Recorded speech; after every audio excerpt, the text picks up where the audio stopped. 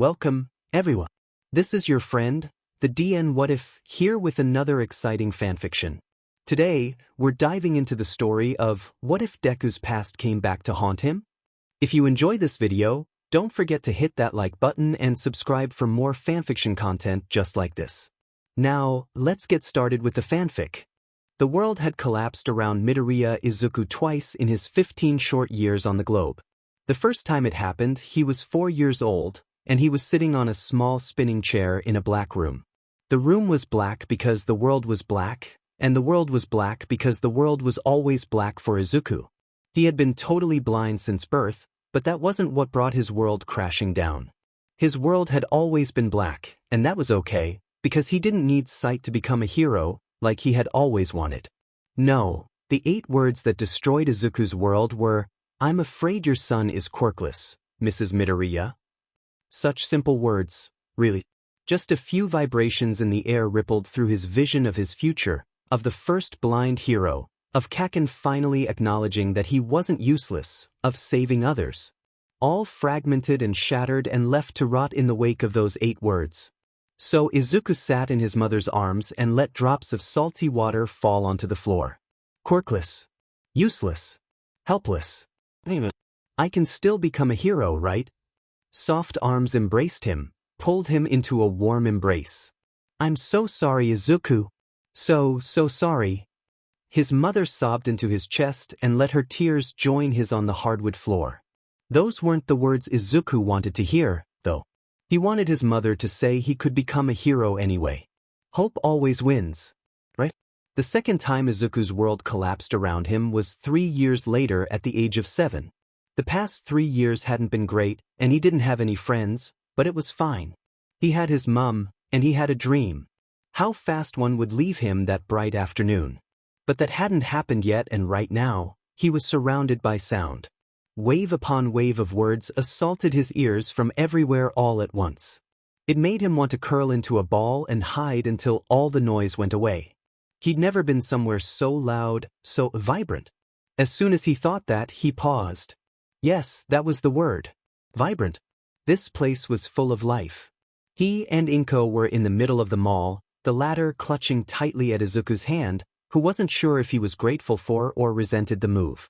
Sure, the mall was big, but just because he was blind didn't mean he couldn't take care of himself as well as anyone else. His mum started pulling him towards a store on the left side of the mall. "Come on, Izuku, there's a lovely All Might backpack over here." As soon as he heard that, he rushed ahead of his mum to pull her along instead. Inko let a small smile play around her lips. However he might protest otherwise, her son was still a hero nerd at heart. She hoped, prayed, that he would never change, that he would stay as her little ray of sunshine. How sad that she wouldn't be around to see that wish granted. Yamada Hisashi was not having a good day. He'd slept through his alarm this morning, and now was standing outside a mall in the Shizuoka prefecture filled with the screams and running footsteps of panicked civilians. He had no idea why Nezu agreed to send him of all people to deal with this, not when his class were meant to have assessments today, though he supposed that his quirk was ideal for this situation. Oh, scratch that. He was just annoyed that the villains decided to break their 2-week silence today, the one day where he just wanted to go home and sleep. Well, he thought, I suppose this could be slightly therapeutic too. So Hisashi opened his mouth, felt the tingle of his quirk settle into his vocal cords, and let his voice fill the space around him. "All civilians, please evacuate the building. This is not a drill. There has been a villain attack. I repeat, all civilians evacuate the building." Izuku's head snapped up towards the source of the sound. He would recognize that voice anywhere. It was Present Mike. Sure, his speech might be missing the usual "yeah" that he normally slotted into every sentence, but Izuku would never forget the voice of his favorite radio host. After all, he listened to him every day. Although he supposed that the announcement was a bit late for him and his mum, because they were already in the middle of said villain attack. The lady, or at least Izuku assumed it was a lady from the sound of her voice, who was holding them hostage, snarled and pushed him back down. "Stay, you insolent idiot. Honestly, we wanted hostages, not useless blind children." Izuku's head hit the cool tile floor of the shop, and he could dimly hear his mother yelling at the lady from his left. He could barely sense anything over the rush and roar of blood in his ears. He didn't think he'd ever felt so angry. All the time others had pushed him down, again and again and again. When he was told he was useless, helpless, quirkless. Again and again and again, and he was sick of it and wished they would all shut up, and the pale lights began to fill his vision. No, not lights. Outlines. It was so disorienting, all these edges and tops and textures. He wondered how people coped with it every day. But now wasn't the time to think about that, because he could very clearly see the outline of the villain women in front of him, she who for Izuku, in that slow, drawn-out stretch of time, represented everyone who had ever beat him and pulled him down. He got to his feet. When the quirkless boy gained what he wanted, only to lose what he needed, only 3 people existed in his world. The boy, filled with dreams and hope of one day becoming a hero, of proving everyone who had ever doubted him wrong. The girl, barely past 20, twisted and dead inside, yet still so undeserving of her fate. The woman, trying to protect her son, head turned to the side, cheek red from the force of the slap she had just received. The boy's eyes were green, his vision was red, his hands sought vengeance, and the girl was so close. The girl's form glowed green, the little corner of her cloak the boy was clutching glowed greener, and both cloak and girl flew across the room, landing with a sickening crack against a wall. The quirkless boy wasn't quirkless, and neither was he blind. The woman stared at her son, pride and horror evident in her voice as she hugged him. The boy realized that for the first time ever, he could see his mother's face. See the shine in her eyes and the smile on her face for the very first time. He hugged her back, harder than he ever had in his life. The world exploded. Hitoshi stared at the ruins of the shop in shock, unable to process the fact that he was too late. Black smoke billowed out of the store, rising up into the overcast sky like some huge, ugly, fat slug. He was already regretting his thoughts from before. It felt like some huge act of cosmic karma to punish him for complaining, somehow. Never mind that it was completely irrational, he couldn't shake the feeling that somehow this was all his fault. The death of all the people inside that building was his fault. Because surely no one had survived that explosion. He was standing 3 meters away, and he could feel the heat on his face. He was shaken from his reverie by the sound of a child's cry from the wreckage. And when the rescue team pulled out a small boy with curly green hair and eyes that seemed to alternate between toxic and pastel green, he knew nothing would ever be the same again. Hitoshi. Today 7 o'clock. Hey Shoyuta, can you come down to Mizutofu General Hospital like now? Something happened while I was out on patrol. Aizawa. Shoyuta closed his phone and sighed. He was meant to be out on patrol in an hour, but Hitoshi knew that, so if he texted it must be something big. He sighed again, readied his capture weapon and started swinging over rooftops towards the hospital. If he was traveling a little faster than normal, that was definitely not because he was worried about his idiotic husband. Nope, definitely not. When Shota finally arrived at the hospital 30 minutes later, he had already braced himself to see his husband brutally injured, or at the very least sick in a hospital bed. What he was not expecting was for the blonde idiot to be sitting in a plastic hospital chair, still in his hero costume, not a scratch on him. He sighed. So what was so important that you, Shoyuta cut himself off, because something was wrong.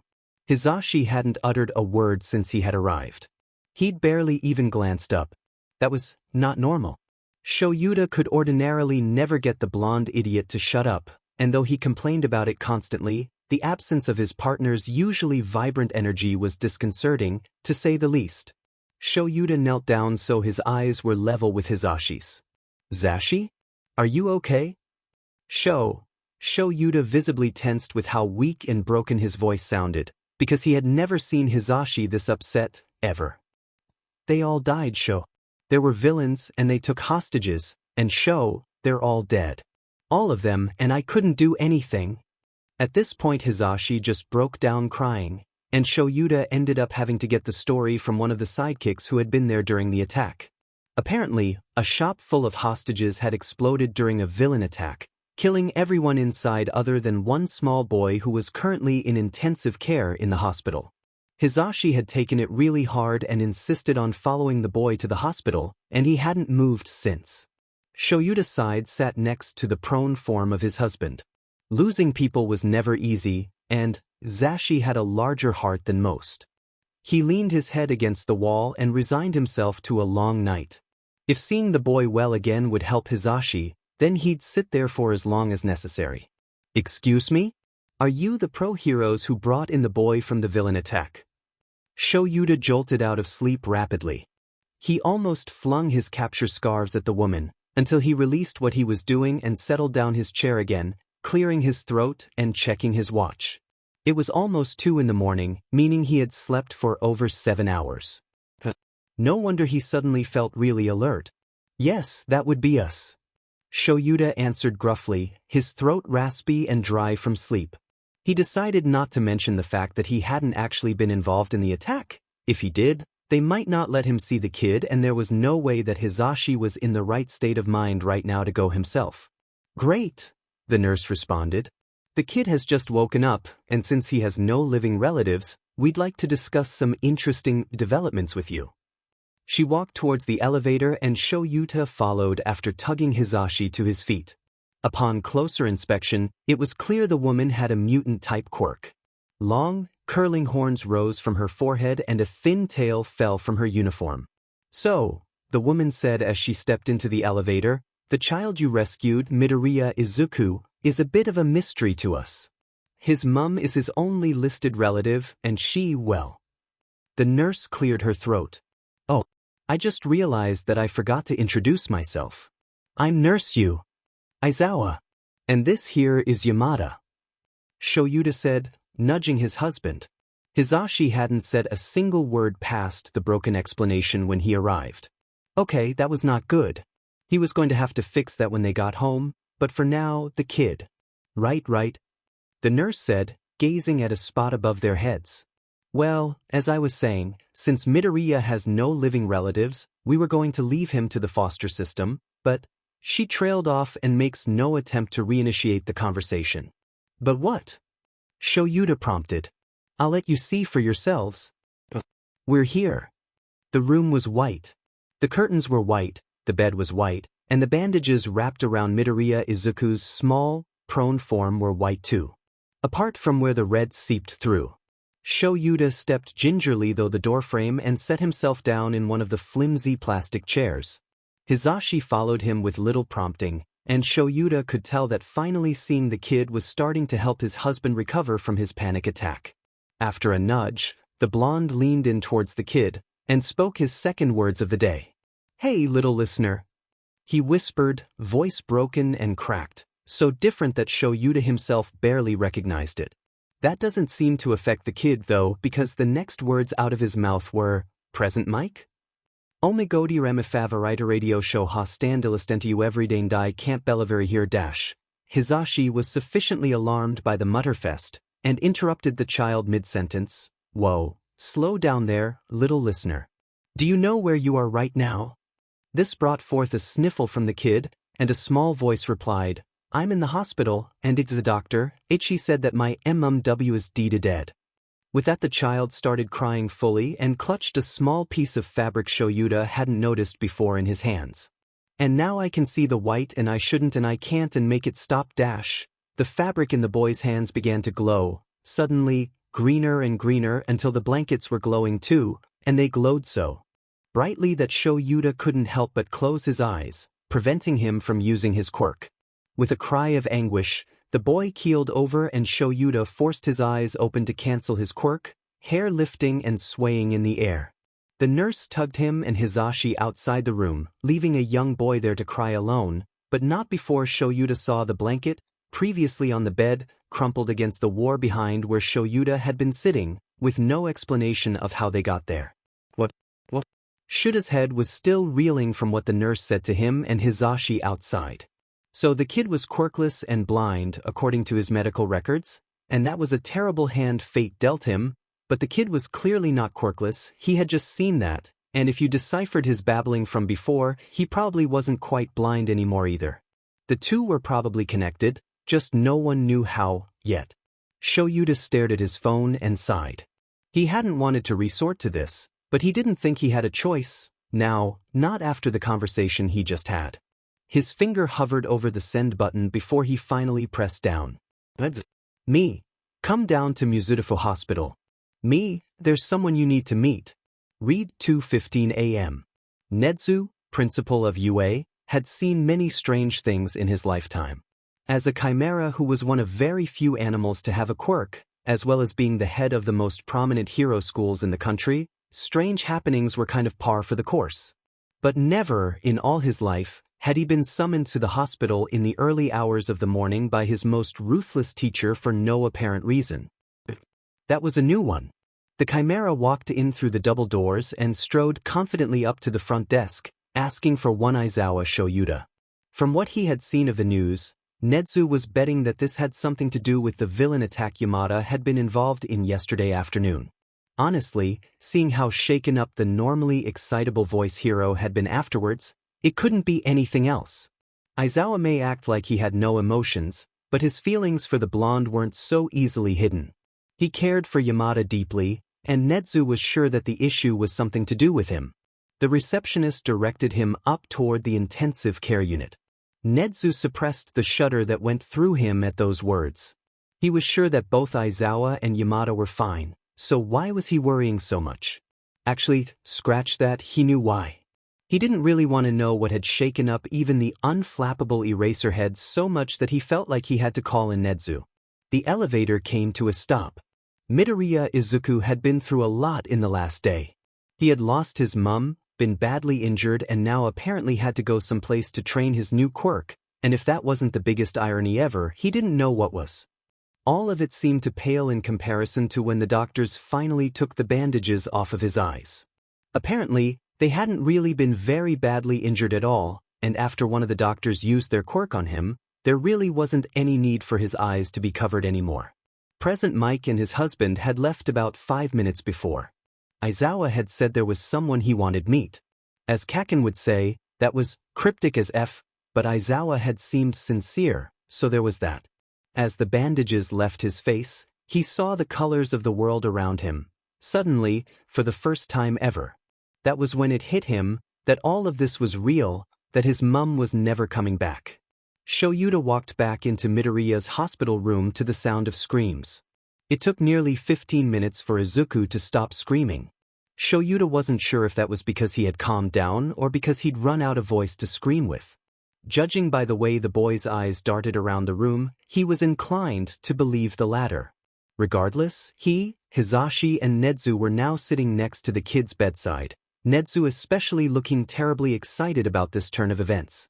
The chimera was about to tell the kid the news. Whether it was good or bad, Shoyuta didn't quite know yet. When the child turned towards them slightly, the first acknowledgement he'd given them all evening, and said, "Nezu-sama, why are you an animal? Or at least I think you are. You look different from the other people here. Even the mutant ones.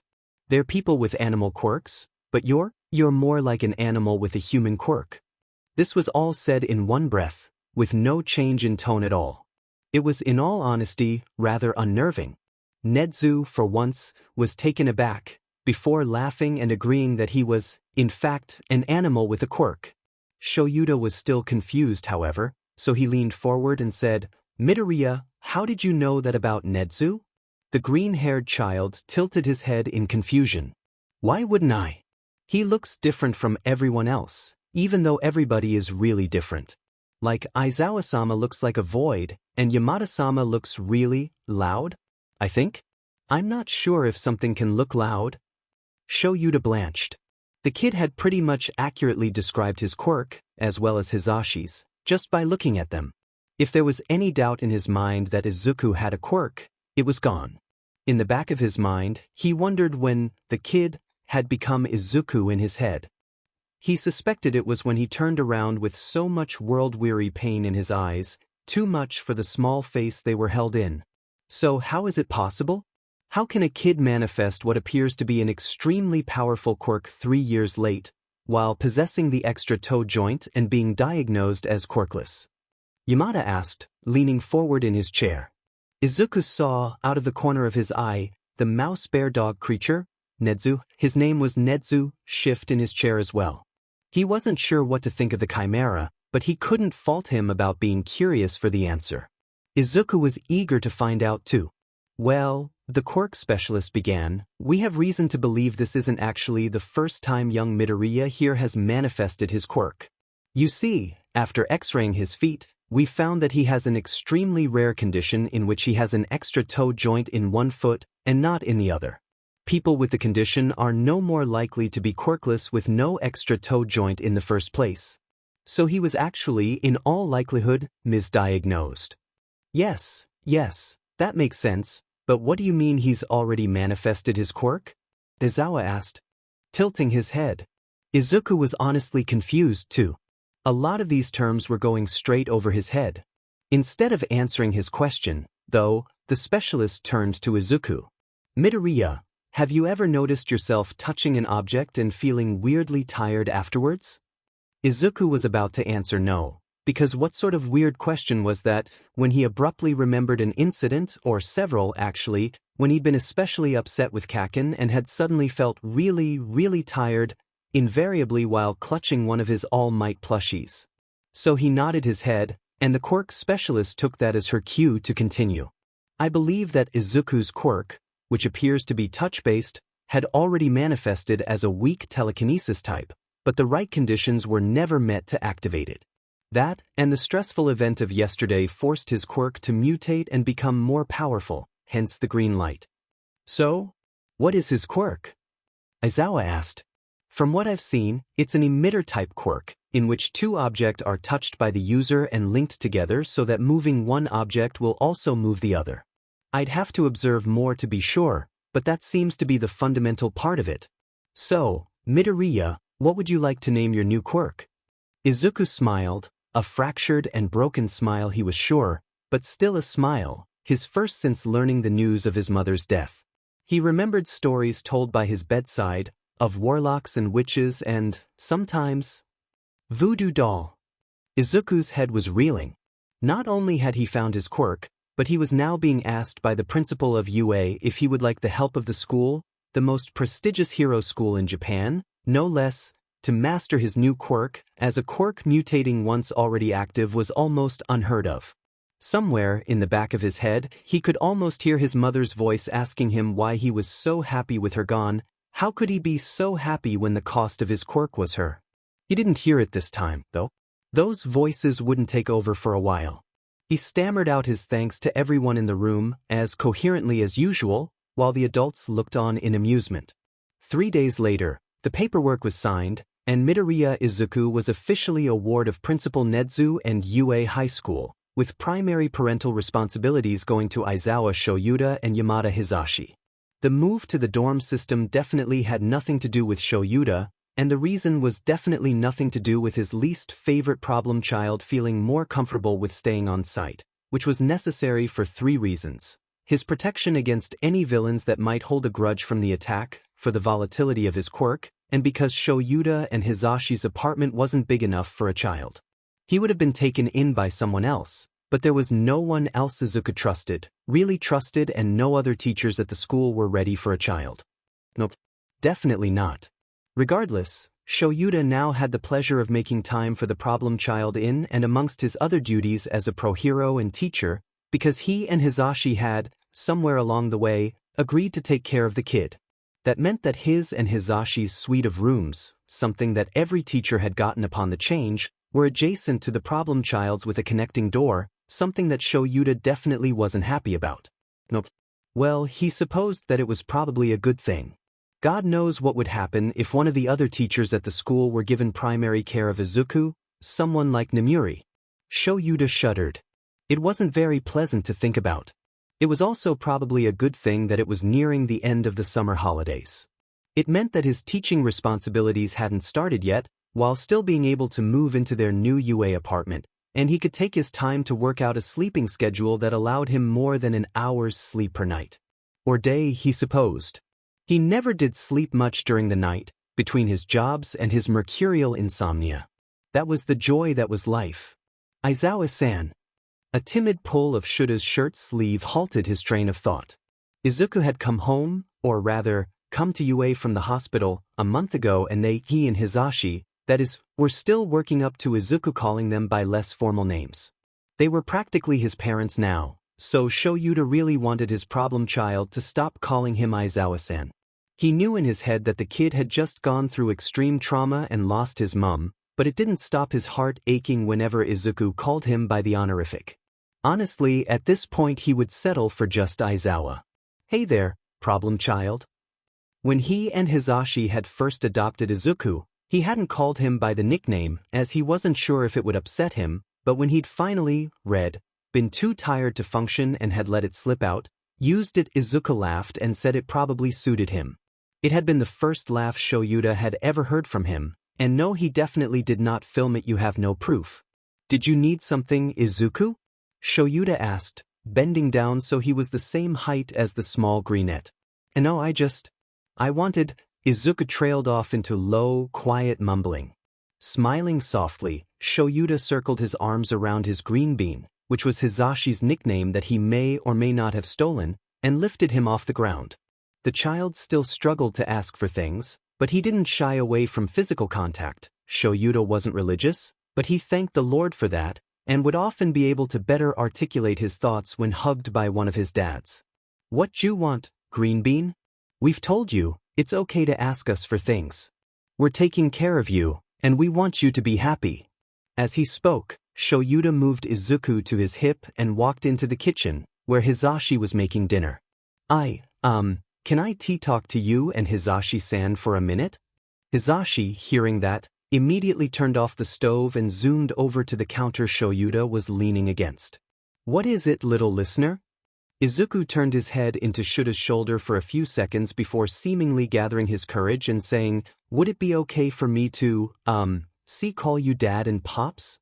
Shoyuta didn't think he'd ever felt happier in his life. Almost 7 years later, at the age of 14, Midoriya Izuku stood in front of the imposing gates of UA and took a deep breath.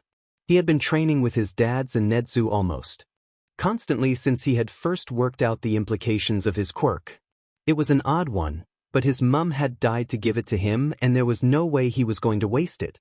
In the back of his head he registered that that was probably an unhealthy attitude to have, but it was a long-held belief he'd had since waking up in that hospital bed horribly alone. It was the one idea his therapist had never been able to shake. Izuku's quirk worked a lot like the creepy witches' dolls from pre-Quirk era movies. He could touch one object while touching another. Anything done to one object would affect the other. It sounded relatively simple, but it had some interesting side effects. See, from the moment Izuku was born, he was blind.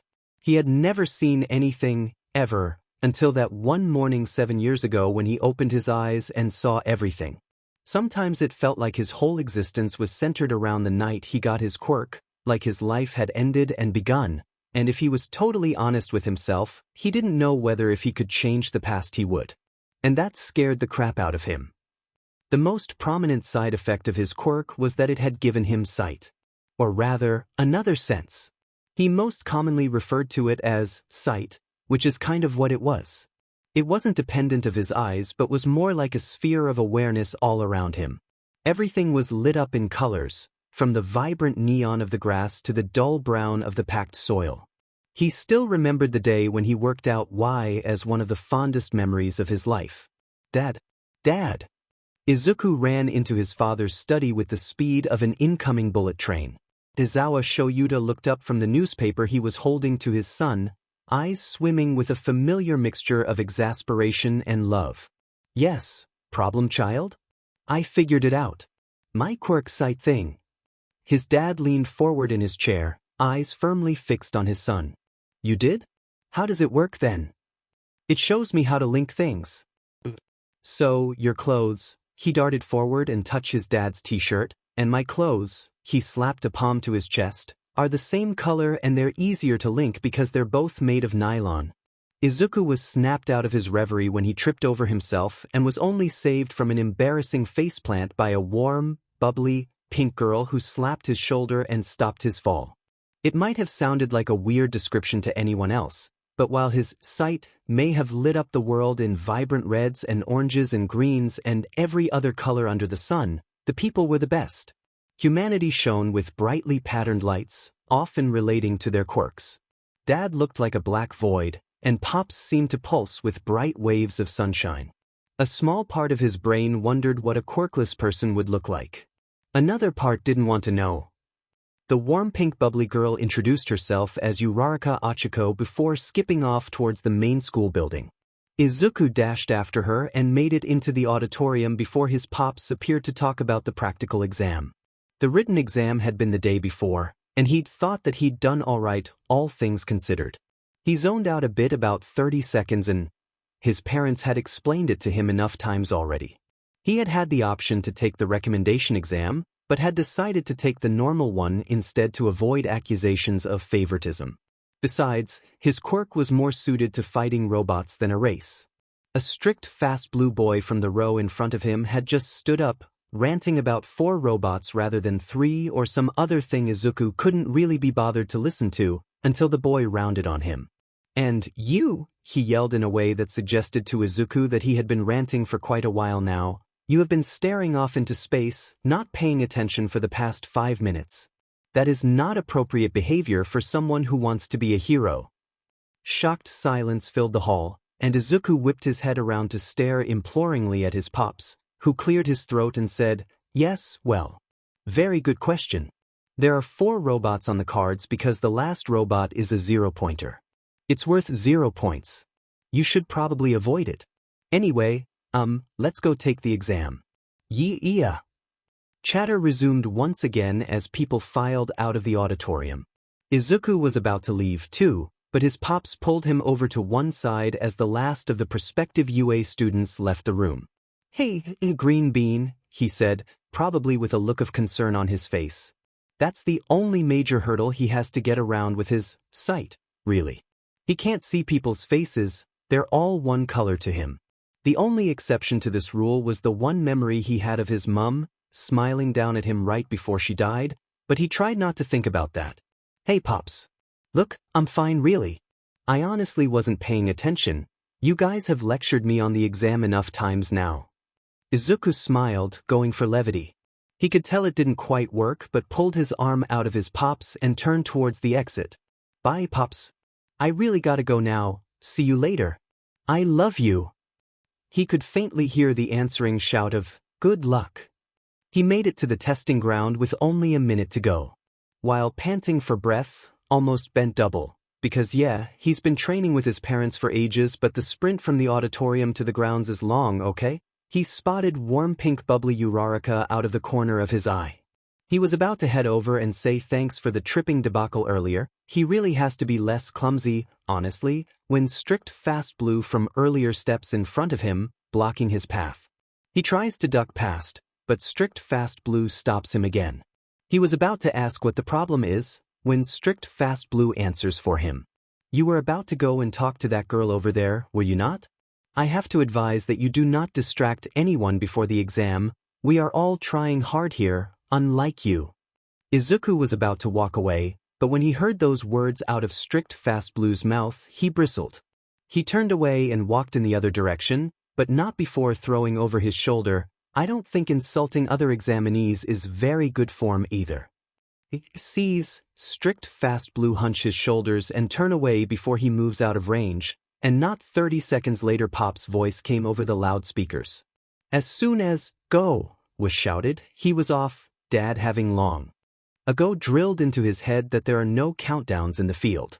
Examinees shot past him left and right, a blur of color and sound as robots got destroyed and shrapnel flew everywhere. The robots looked, to him, like running lines of code that was unmistakably technology. The TV in his parents' room looked the same, if a different shade of blue. Izuku paused running to grab a small piece of shrapnel off the ground before scaling the nearest building. He cast his sight out wide, capturing every robot in the vicinity. One of the very first things Izuku had realized when he arrived in the arena was that all the robots were the very same color, meaning they were probably Quirk created. That, in turn, meant that he could do something very special with those robots. Holding 2 pieces of robot, one in each hand, Izuku ensnared every robot that he could sense nearby and smashed the shrapnel he was holding together. Ida Tenya thought his practical exam was going okay. In his humble opinion. They were about 7 minutes in, and if his maths was correct, then he had around 39 points.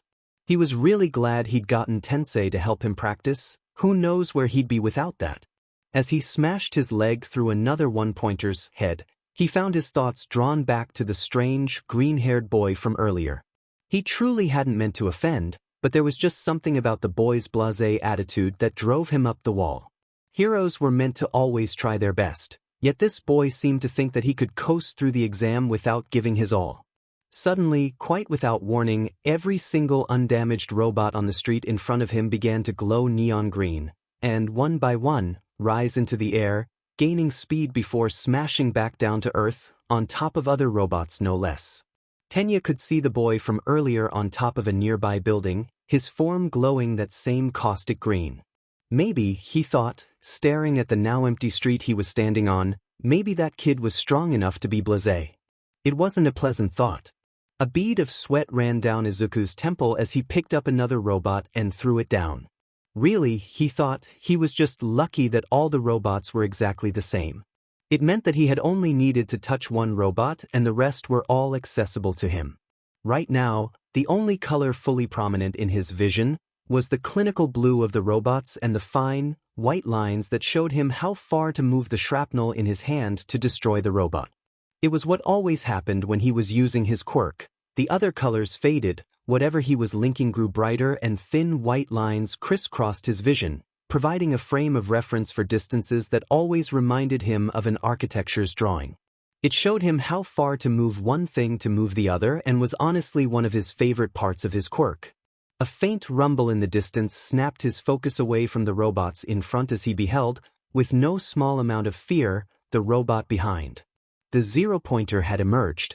Recap from last chapter.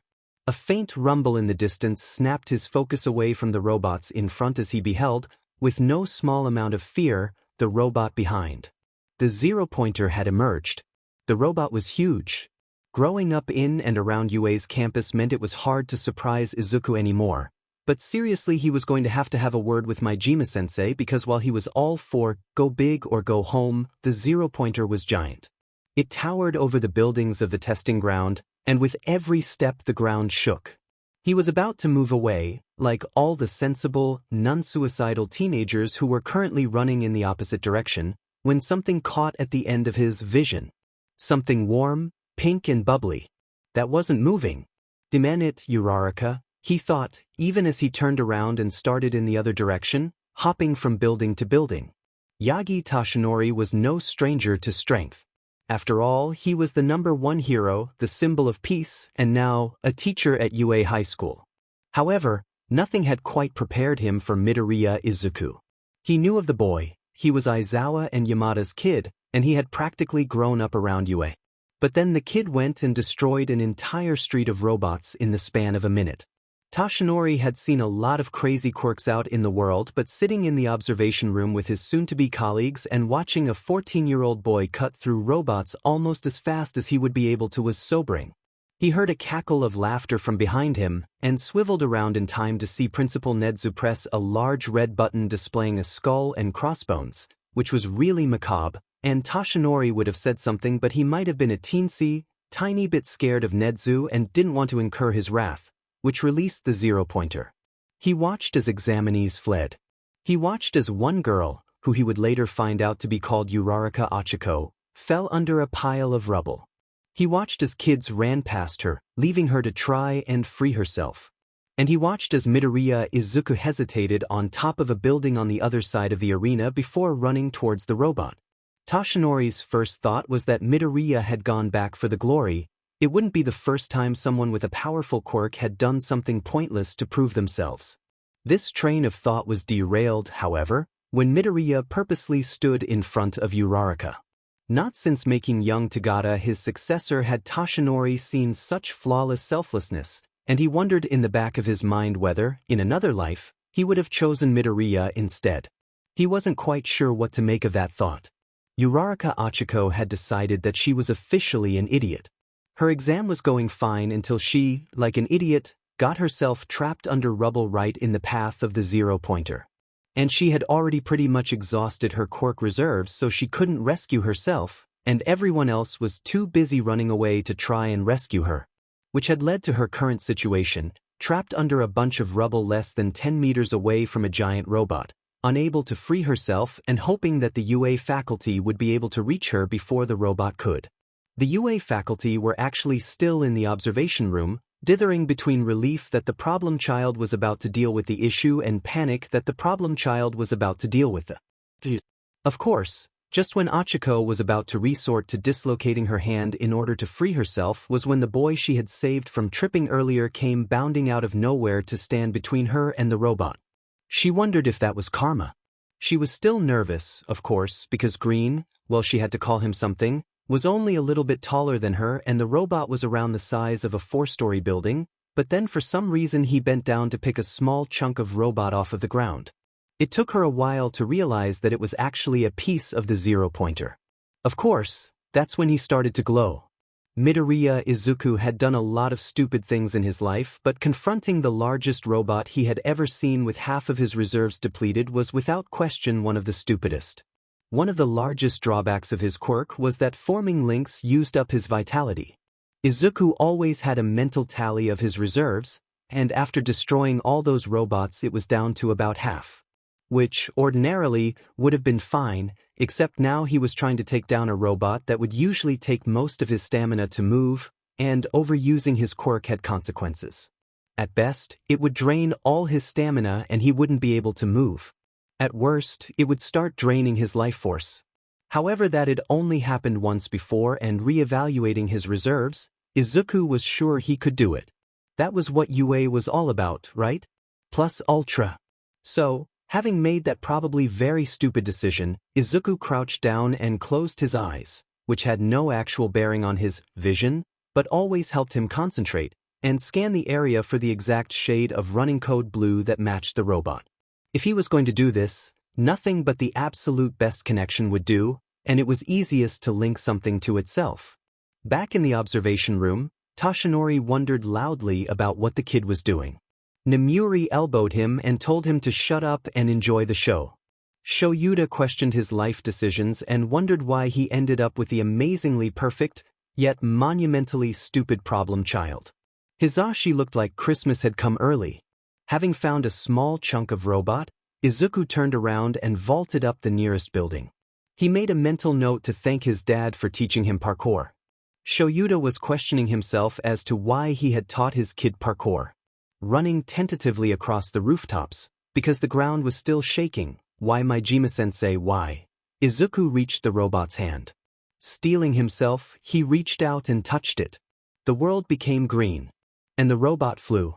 It landed with a thud just outside of the testing grounds, and with the last of his strength, he used the piece of rock clutched in his hand to lift the rubble off of Uraraka before sliding to the ground boneless.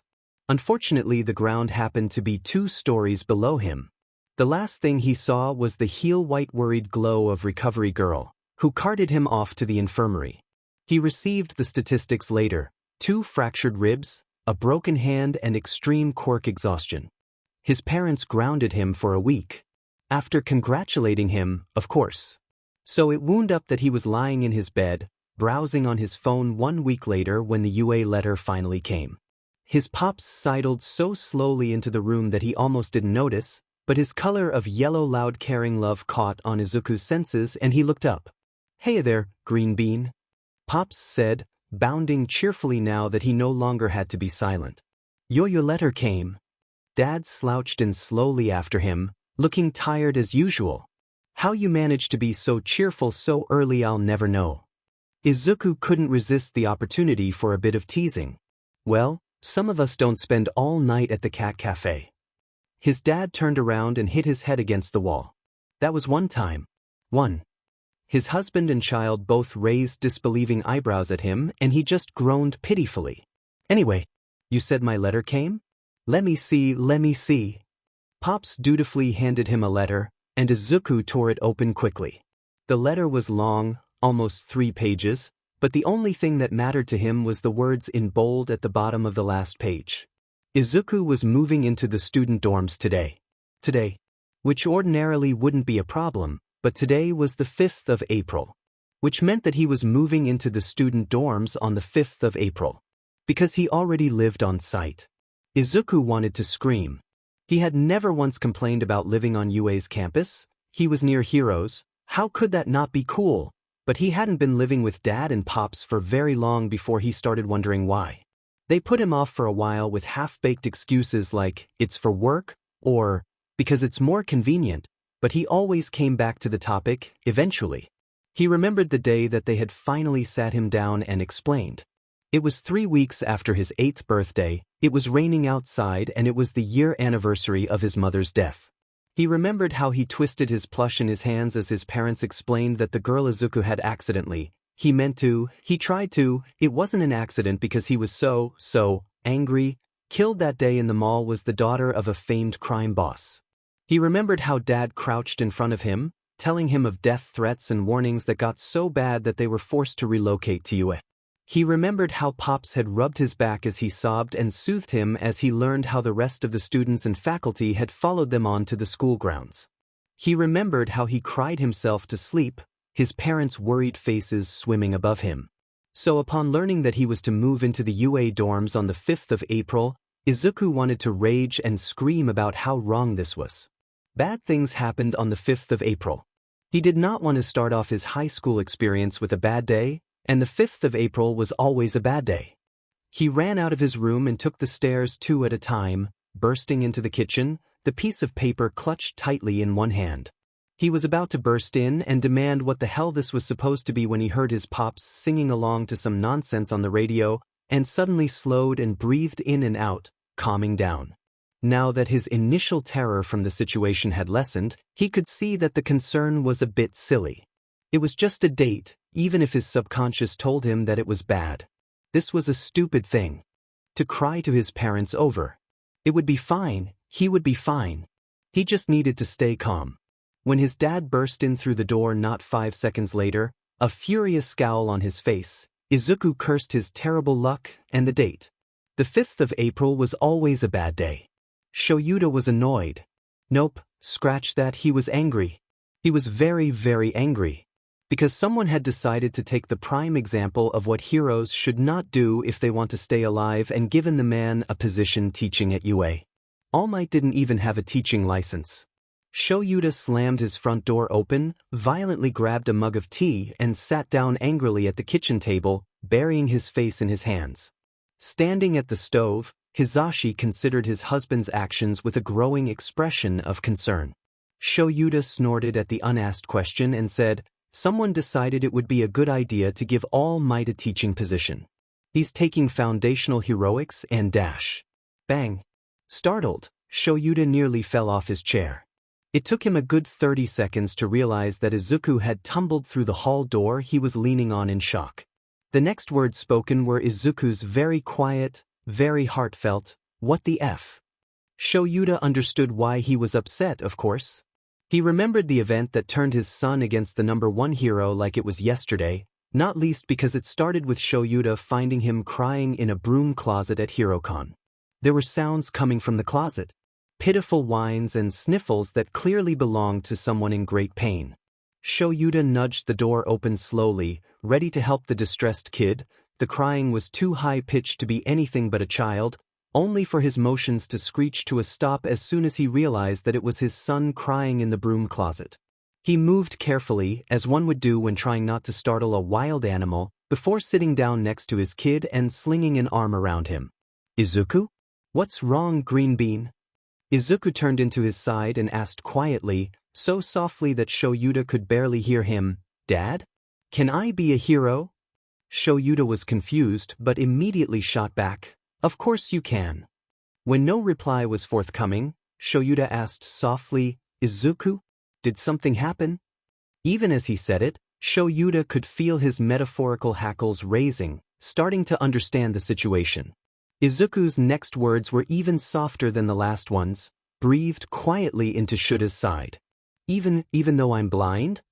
Of course you can be a hero, Izuku. Blind or not, you're going to be the best hero ever." Shoyuta had never asked, but the week after the incident, his problem child had ripped down all his All Might merch and asked to start training with his dad. Needless to say, All Might was not a very welcome presence in the Aizawa Yamada household. Who wants to let that idiot near impressionable children? Izuku asked furiously.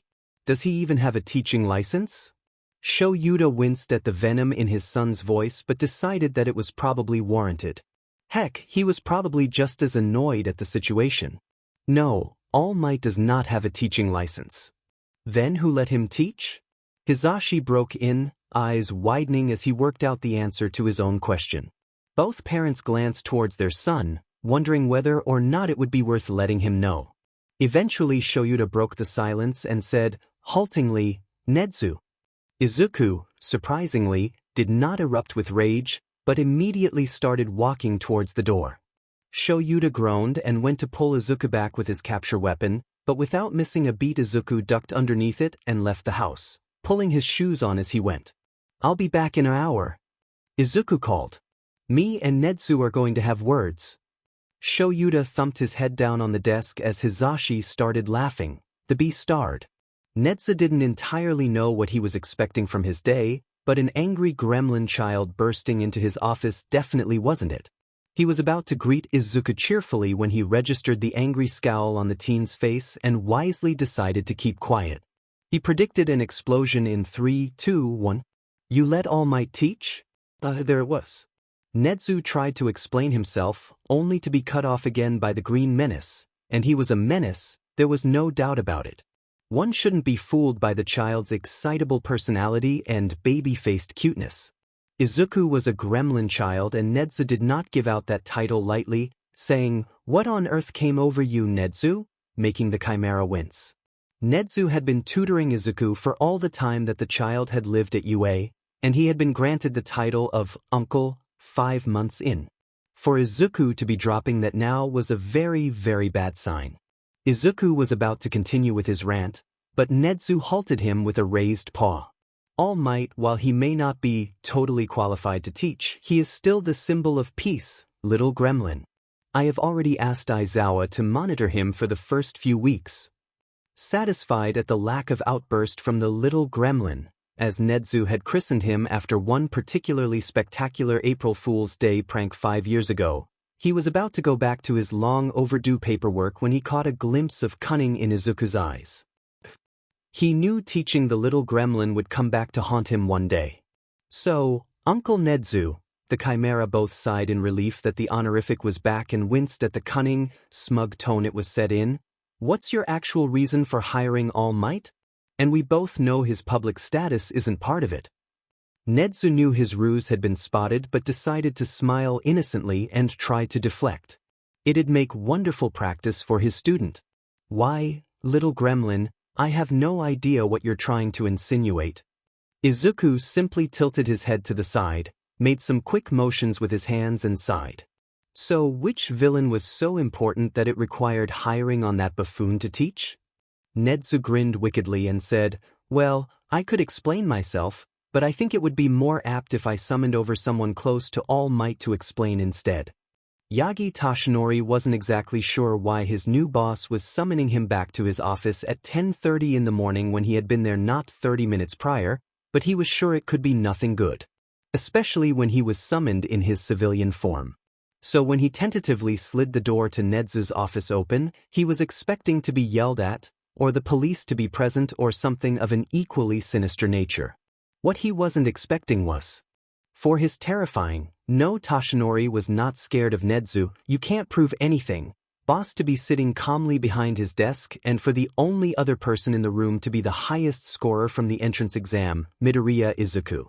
He also wasn't expecting them to be involved in a very serious conversation about tea, of all things. Nezu-san? You wanted to see me? The chimera in question glanced up from his conversation just as Midoriya turned around and gave him a grin. Yes, of course, Yagi-san. Midoriya here dash. Whatever Nezu had to say was cut off by Midoriya's shocked whisper of, All Might? Blanching slightly, Toshinori looked down at himself to conclude that, yes, he was still in his civilian form as Midoriya turned to Nezu and asked, slightly incredulously, you said it would be an associate of All Might, not All Might himself. Those words finally jolted Toshinori out of his funk long enough to try and stammer out excuses, to which Midoriya rolled his eyes and said, "Please. My quirk lets me the energies of things, and your aura is exactly the same as All Might's, albeit dimmer." Abruptly, Midoriya winced and turned back towards Nezu. "I'm assuming this all has to do with the huge gaping hole in Yagi-san's stomach?" Toshinori was about to ask how he knew about that, but Midoriya seemed to sense the question coming and arched a brow. The quirk thing. However, he still didn't know why he had been summoned to Nezu's office, or what it had to do with All for One. "Nezu-san, with all due respect, I still don't know why I'm here, exactly." "Ah yes, how silly of me. You see, Midoriya-kun here was asking about the point of hiring you when you do not possess a teaching license, to which I replied that the reason was that you are the #1 hero." He did not buy this, of course, and managed to deduce that it was to do with a villain of some kind. "I of course then decided to call you here to explain in person." Toshinori just nodded, still slightly in shock, before explaining the intricacies of One for All for One, his injury and his search for a successor, whom he had found in young Mirio. By the end of it all, Midoriya seemed both intrigued and frustrated, though neither of those emotions were focused on him, and so he took the opportunity to back out of the room, leaving the Chimera and, what seemed to be, his student behind. He got the feeling that neither of them liked him much. Nezu was waiting. He could see the anger growing on Izuku's face and wasn't entirely sure he was going to make it out of this encounter unscathed. Nevertheless, he would face his impending demise with courage, which was a scenario that seemed to be growing more likely every passing second, in direct correlation with Izuku's anger. He was so screwed. Finally, Izuku broke the silence with a lethally calm. "So, Uncle Nezu, no, Nezu did not gulp. You have no proof. Let me get this straight. In order to apprehend a centuries-old cryptid with a godlike quirk, whom I'm gonna assume is not actually dead, you decided to hire the target of said cryptid to a school. A place that he is in no way qualified to work at and in which he may now come under fire from the aforementioned cryptid. Said cryptid was also, and still may be, the ruler of a criminal empire, so even if he was dead by some lucky chance his associates will come after All Might anyway. Does that sound about right?" All of this was said with a very level tone, perfectly calmly. Nezu decided to re-evaluate his earlier statement. He was totally, utterly and irretrievably F-ed. The last time Nezu had seen Izuku this angry was when his friend was subjected to quirk discrimination. That time around he'd sued the school in question for $500,000. He was so screwed. But as Nezu did with all things life threw his way, he would face his end with bravado. "You see, little gremlin, you are forgetting one very important fact. Yagi Toshinori has already ceded his quirk, for better or for worse, to Dagata Mirio. He needs guidance on how to use his new quirk, and whether we like it or not, All Might is his best chance. Not to mention the fact that by all accounts this All for One knows the history of One for All, and if a third year suddenly developing a quirk doesn't tip him off as to who All Might's successor is, I don't know what will, and the school may very well come under fire anyway." At this explanation, Izuku looked slightly more thoughtful than angry, and Nezu thanked his lucky stars. "May I offer an alternative solution, Uncle Nezu? By my estimation, All Might's only job at this school is to teach Tagata. So why don't you make that his only job?" Nezu said nothing, only pet his head in silent question. "What I mean is, hire Yagi Toshinori, not All Might.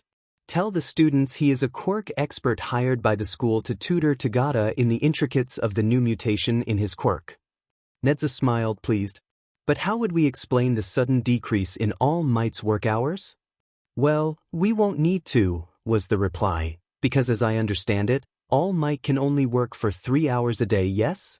Just have him come in as Yagi once a week before his patrol, and if stuff does go down at the school, it won't hurt to have the #1 on speed dial." Nezu summoned All Might back into the room to discuss the changes. Contrary to popular belief, Hisashi wasn't the crazy one in his family.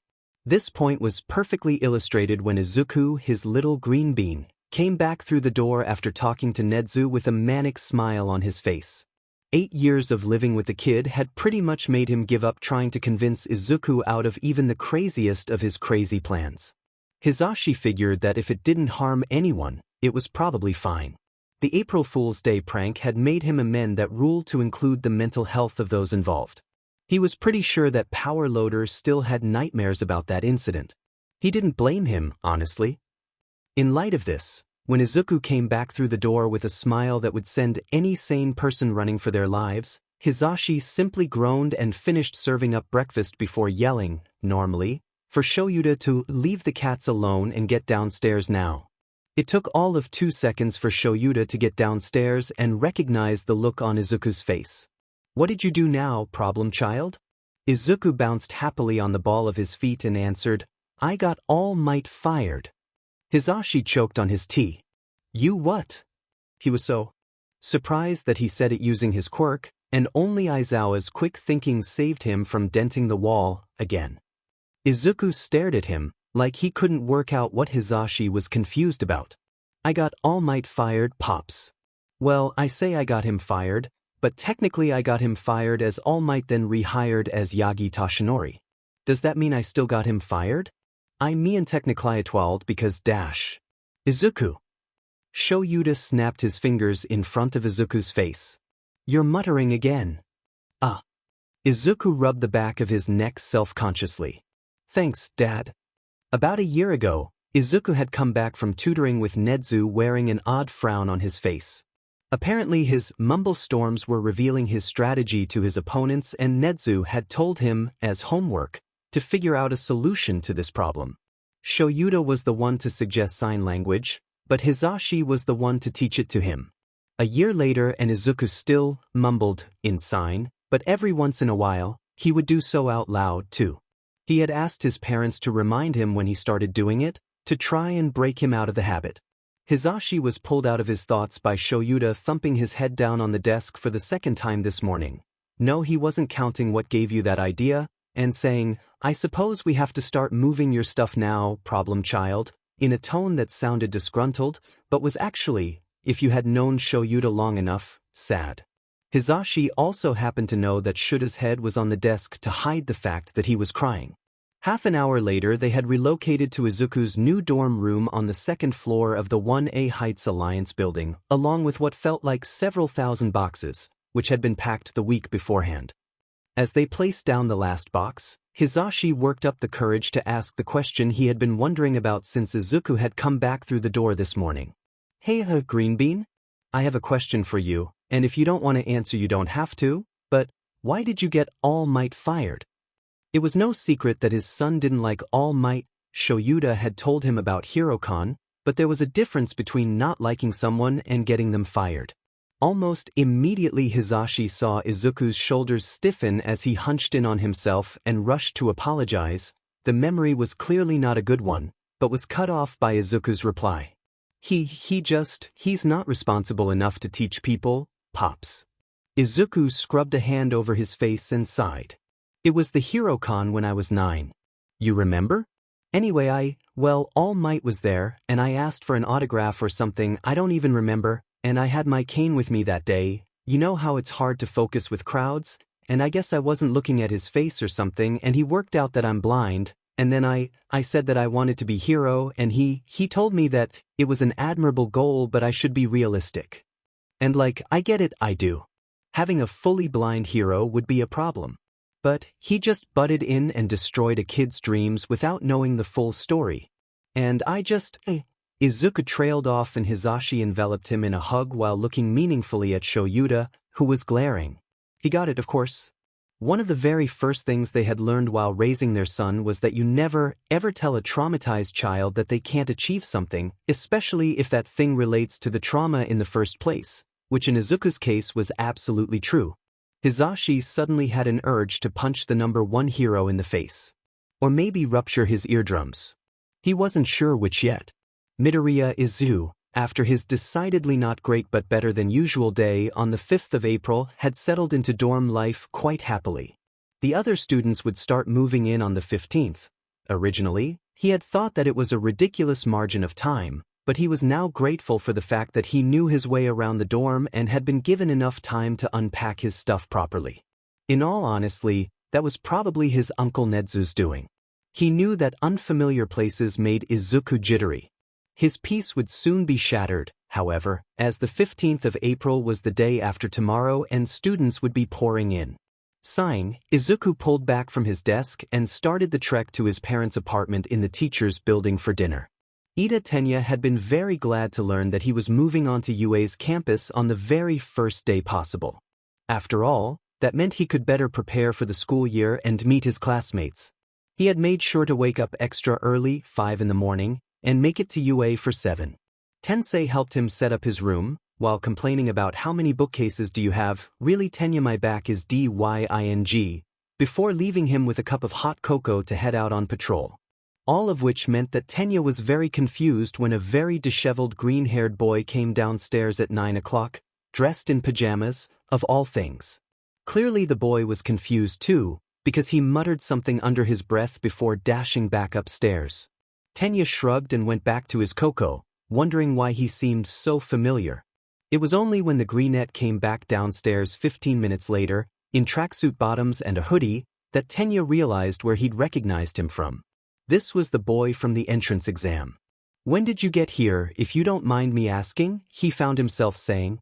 "Damn it, brain, where did you go?" "Only I got here at 7 and was sure I was the first one here." The question seemed to make the boy slightly uncomfortable, but Tenya got a reply of, "Yesterday," and was intrigued. "Yesterday?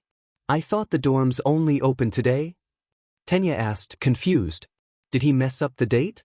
Extenuating circumstances. The greenette said, but didn't elaborate, and only then did Tenya realize that he didn't know the name of this boy. "I am extremely sorry. I have not introduced myself. My name is Ida Tenya. It is a pleasure to meet you. Midoriya Izuku." Tenya was about to try and strike up conversation with the newly named Midoriya when the doors of the building slide open with a soft whoosh to reveal a girl with her brown hair curled into a bob. Almost immediately his companions straightened up and grinned at the new arrival. "Hiya there, Uraraka-san. Welcome to Class 1A. Uraraka laughed and moved through the open door to greet Midoriya. "Hey, Midoriya-san, was it? Thanks for saving me from the 0-pointer. She turned to Ida. "I'm Uraraka Achiko. And you are?" "Ida Tenya," he replied, noticing that her stuff was still in a heap by the door. "Would you like some assistance with moving your things up to your dorm room?" Uraraka laughed again. She seemed to be a very bubbly person, and accepted the help of both Tenya and Midoriya. Her dorm was on the 4th floor, and it took several trips to get everything upstairs, through which the three of them struck up conversation. Midoriya, however, refused to look at Tenya or Uraraka while speaking or being spoken to, preferring to look straight ahead, and it slowly began to grate on Tenya's nerves. Rudeness was not becoming of a hero. He must correct this flaw in his classmates' attitude, for the good of the world. "Midoriya-san," Tenya said, in his best teacher-y voice, complete with arm motions that Tensei always said looked odd but he ended up doing anyway. "I cannot help but notice that you have not been looking at us while conducting conversation. I feel that I must address this as rudeness is not becoming of a hero." At Tenya's overly passionate declaration, Midoriya seemed to start and turn around, frowning. "I wasn't." Suddenly, he slapped his palm to his forehead and the noise echoed down the corridor, making both of his companions flinch. "Oh, crap, I totally wasn't, was I? Damn it. I'm really sorry, I completely forgot to orientate myself. I'm such an idiot, sometimes, sorry." Hesitantly, Uraraka spoke up from beside Ida, saying, "What do you mean, Midoriya-san? Did you not notice?" Midoriya laughed, awkwardly, and silence filled the corridor. Izuku really wasn't planning on telling people his whole backstory right off the bat. He was hoping that that whole awkward conversation would wait until at least the first week of school. But no, he had to go and be a dumba and out himself on the very first day. Idiot. Although, he supposed he didn't have to tell them everything right off the bat, did he? Pleased with his solution, Izuku proceeded to tell them the bare minimum he needed to explain his actions, which was pretty much just the intricacies of his quirk, sight, the 360 degrees perception and the energy-based color vision.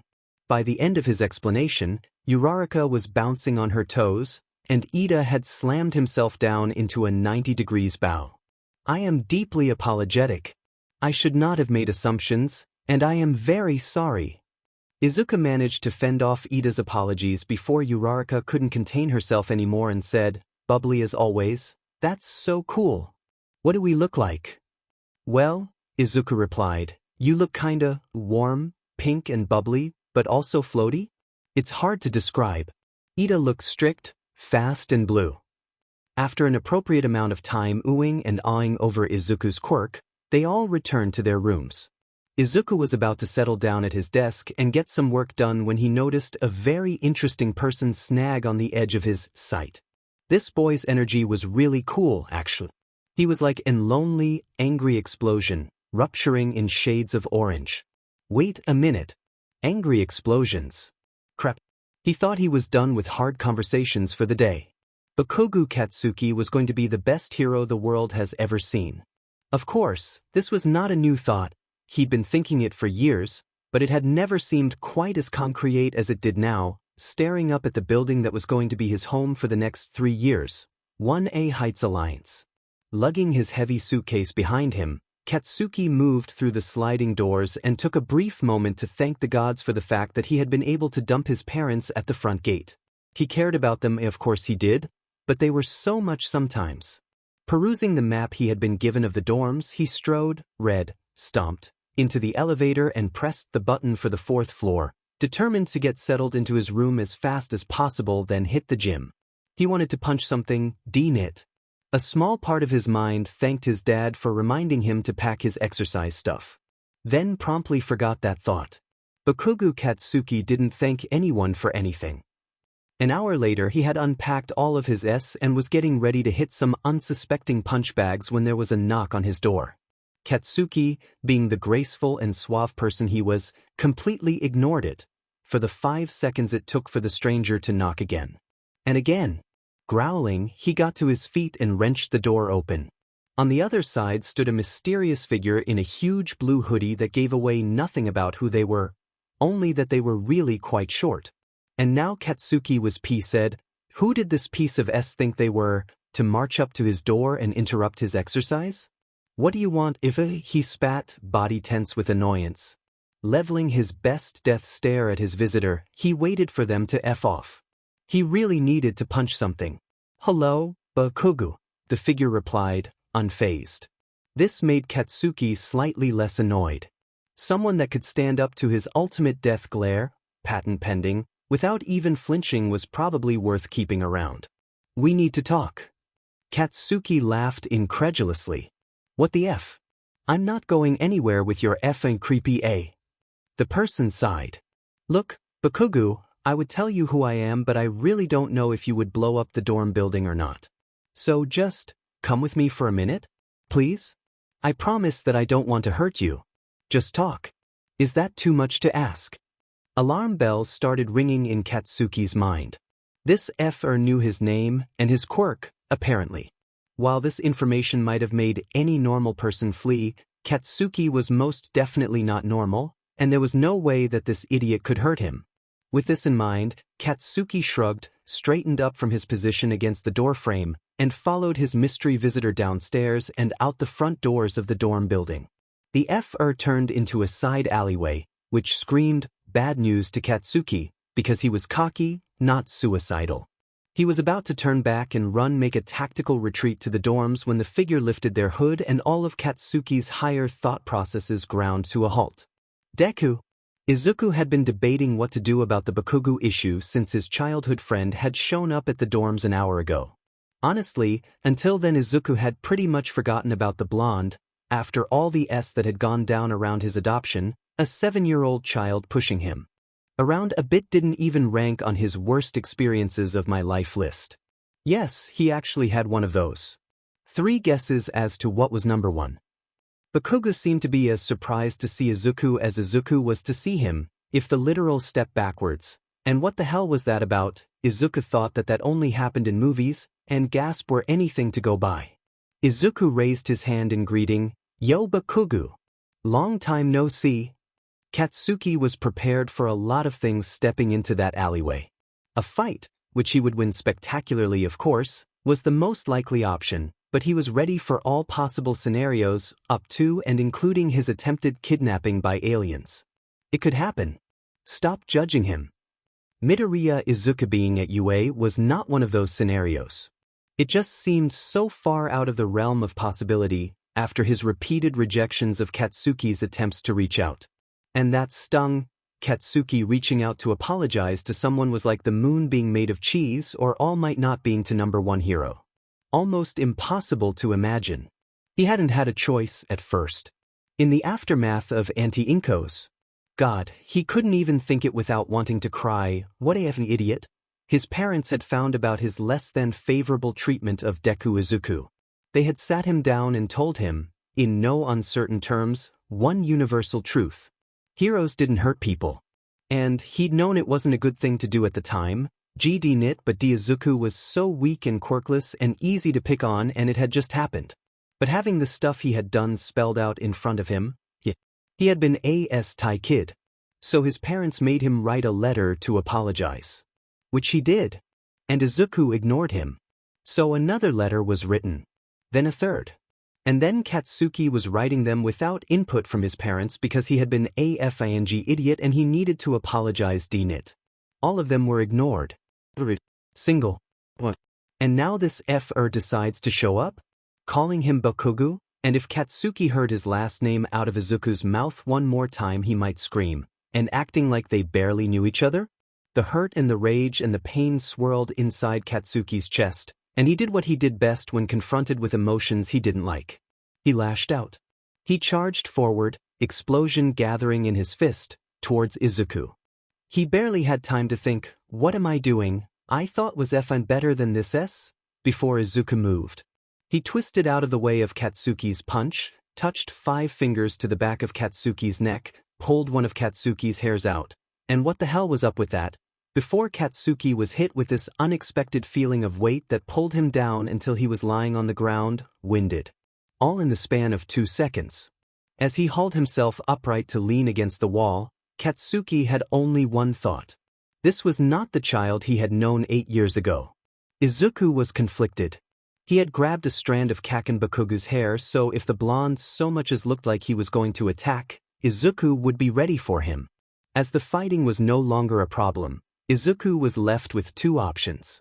Leave Bakugo alone because he was clearly not ready to have a mature conversation with him. Talk to the guy and see what happens.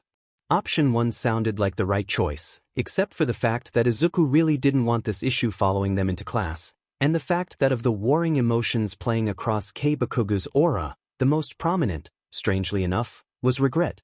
With these factors in mind, Izuku, against his better judgment, leaned back against the wall, mirroring Bakugo, and said, acidly, so, Bakugo, are we going to talk like adults or are you going to attack me again? Bakugo visibly flinched at that and bit out, don't call me that. Now Izuku was confused. Surely he didn't mean, call you what? Bakugo? Yes. Bakugo hissed, visibly frustrated. He ran his hand through his hair, clearly unable to find the words. It's just, not right. And what would you rather I call you instead? Izuku asked, testing the waters. Kaken? Kaken looked down, his aura screaming embarrassment. The silence lingered for a little while, before he uttered a small, I'm sorry. Izuku arched a brow. Kaken, King Explosion Murder himself, apologizing? He was almost tempted to pinch himself and see if he was dreaming. For what? You know what? Kaken hissed, probably blushing furiously. He scrubbed a hand over his face. I was a S-Tai kid. I was S-Tai to you. And I'm sorry, all right? Smiling, Izuku replied, it's okay, Kaken. I forgave you a long time ago. He didn't realize until he said it, but it was true. He had. Katsuki was confused. Very confused. He had apologized expecting anger and hate. After all, why else would Izuku ignore him for all this time? Izuku had just forgiven him. Just like that. What the HLO? If you forgave me a long time ago, then why did you ignore me all this time? It was spoken softly, quietly, so unlike Katsuki's usual way of speaking that even the boy himself was slightly taken aback. Izuku, instead of stuttering out explanations like Katsuki thought he would, and proving that he no longer knew this boy anymore, simply looked confused. Ignore you? Yes, you idiot. I've been sending you letters for years, trying to apologize, and you never wrote back, Munch. Izuku ignored the name calling, instead electing to fiddle about with his hands and mutter, letters? Under his breath, until his eyes widened and he rounded on Katsuki with all the force of a hurricane. Where did you send the letters to, Kaken? Katsuki took a step back. I sent them to your caseworker. Why is that so important? They'd said that they'd pass it on.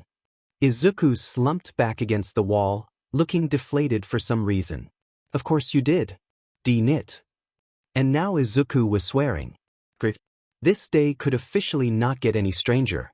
Except apparently it could, because then Izuku started pacing back and forth across the alley, muttering something about protection orders, and nothing Katsuki was doing got him to stop.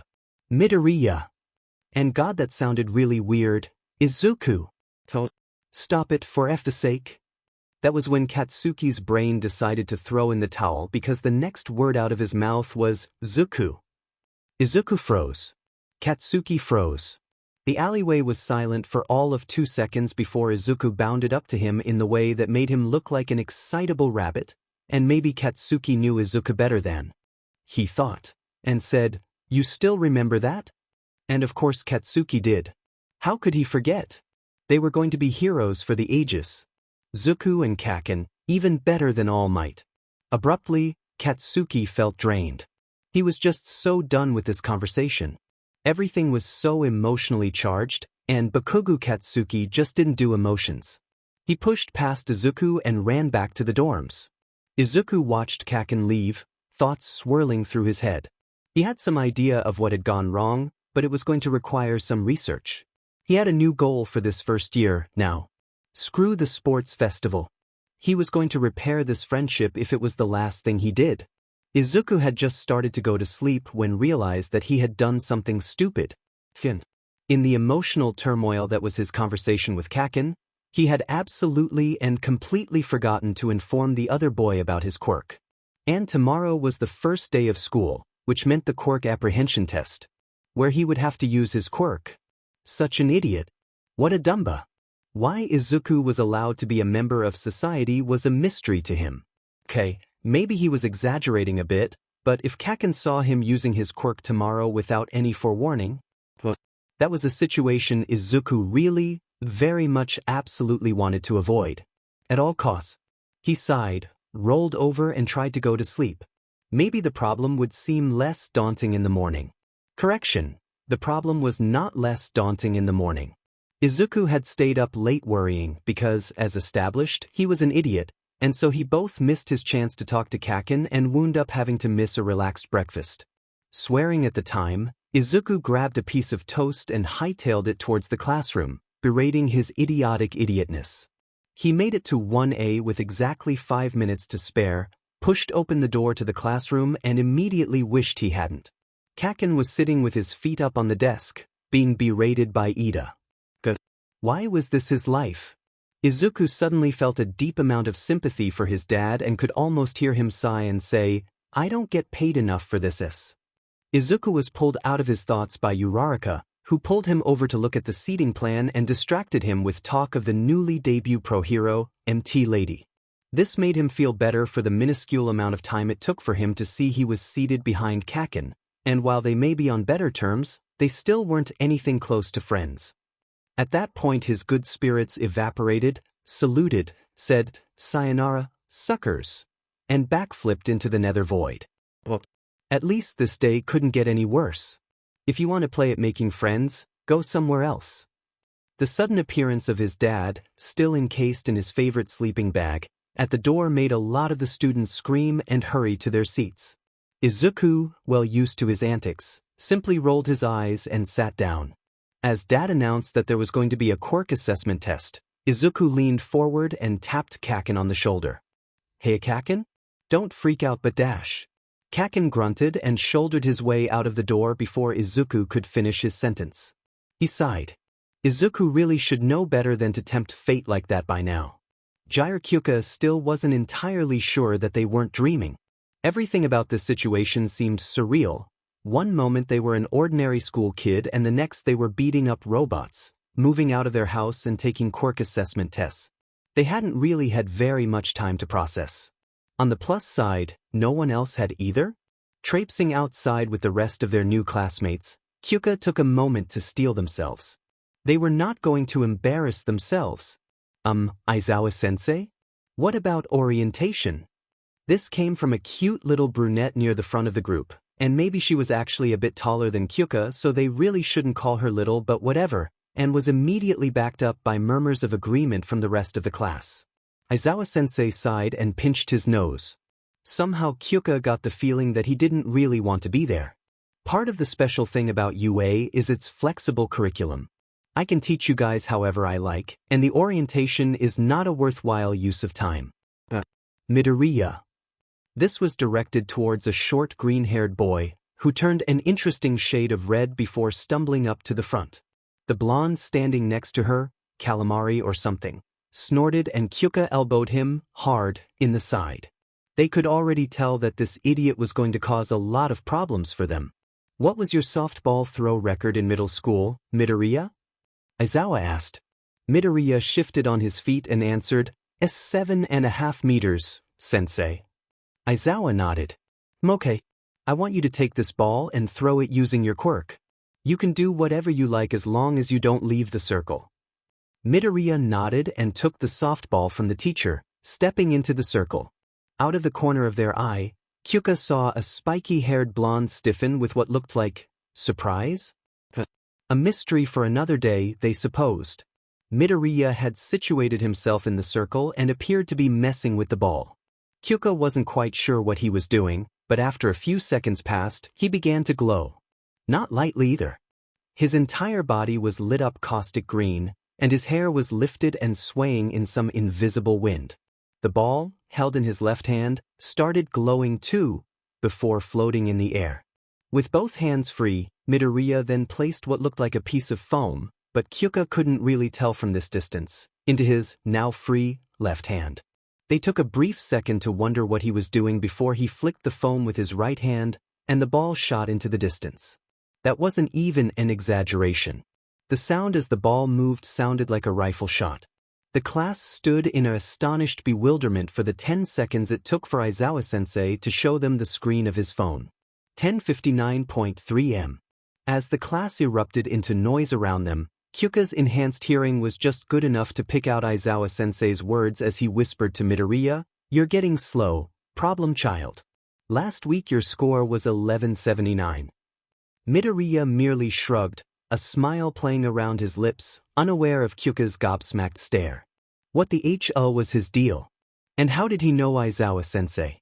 In Izuku's opinion, the assessment test wasn't too bad, if he ignored Katsuki's glare fixed on the back of his head.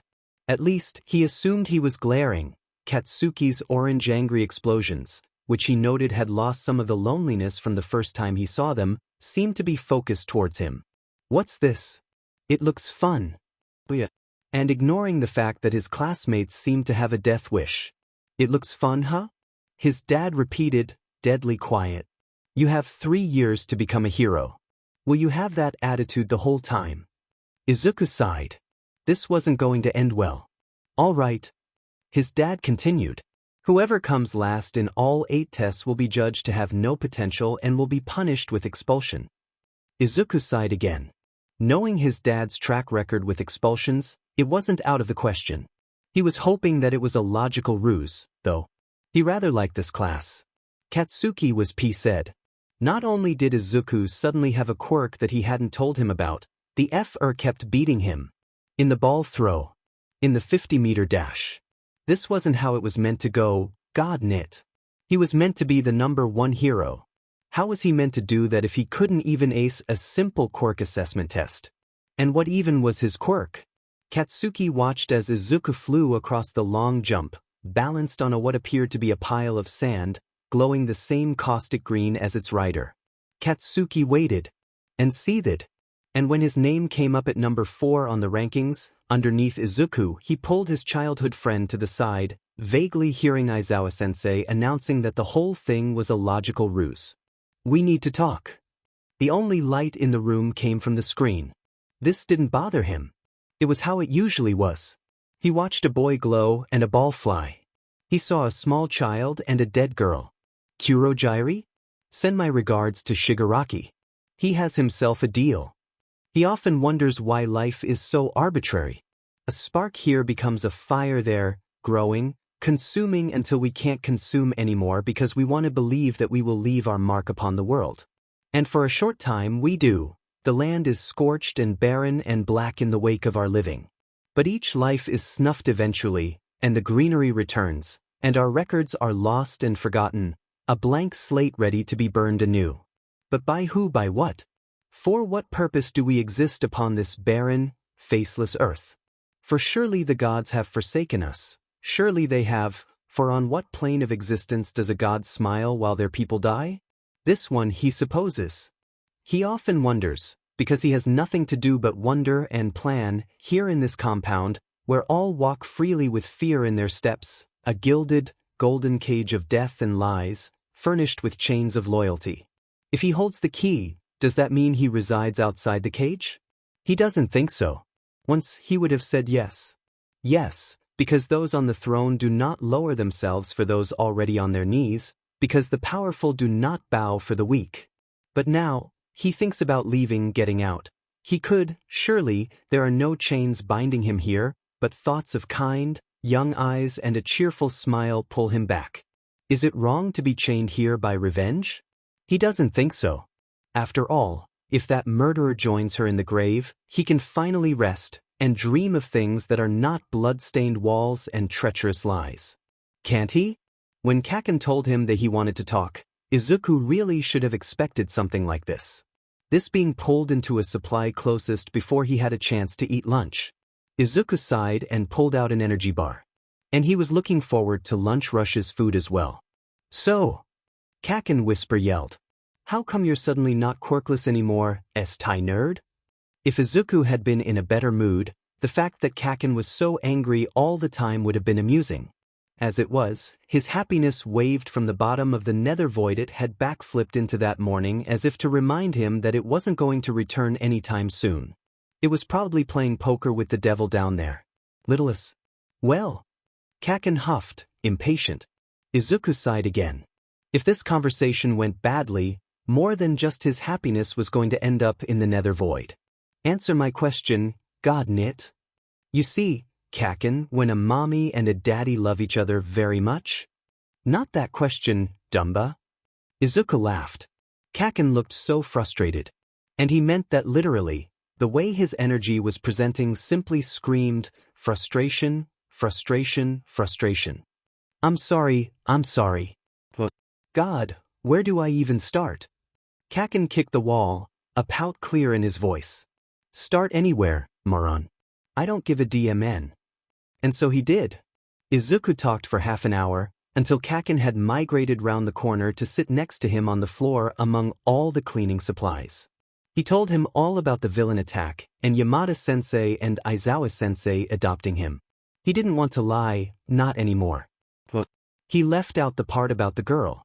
He wasn't quite ready for Kaken to know that he was a killer yet. Would they look at him the same way when they knew? Ida? Uraraka? Kaken? His hands were stained with blood, and no matter how hard he tried, it wouldn't wash away. He talked about finding his quirk and training with his dads. Kaken was uncharacteristically quiet throughout the whole thing, and when Izuku ran out of words to say, the pair sat in slightly awkward silence for a minute, until Kaken abruptly stood up and faced the wall. Why? Izuku was taken aback.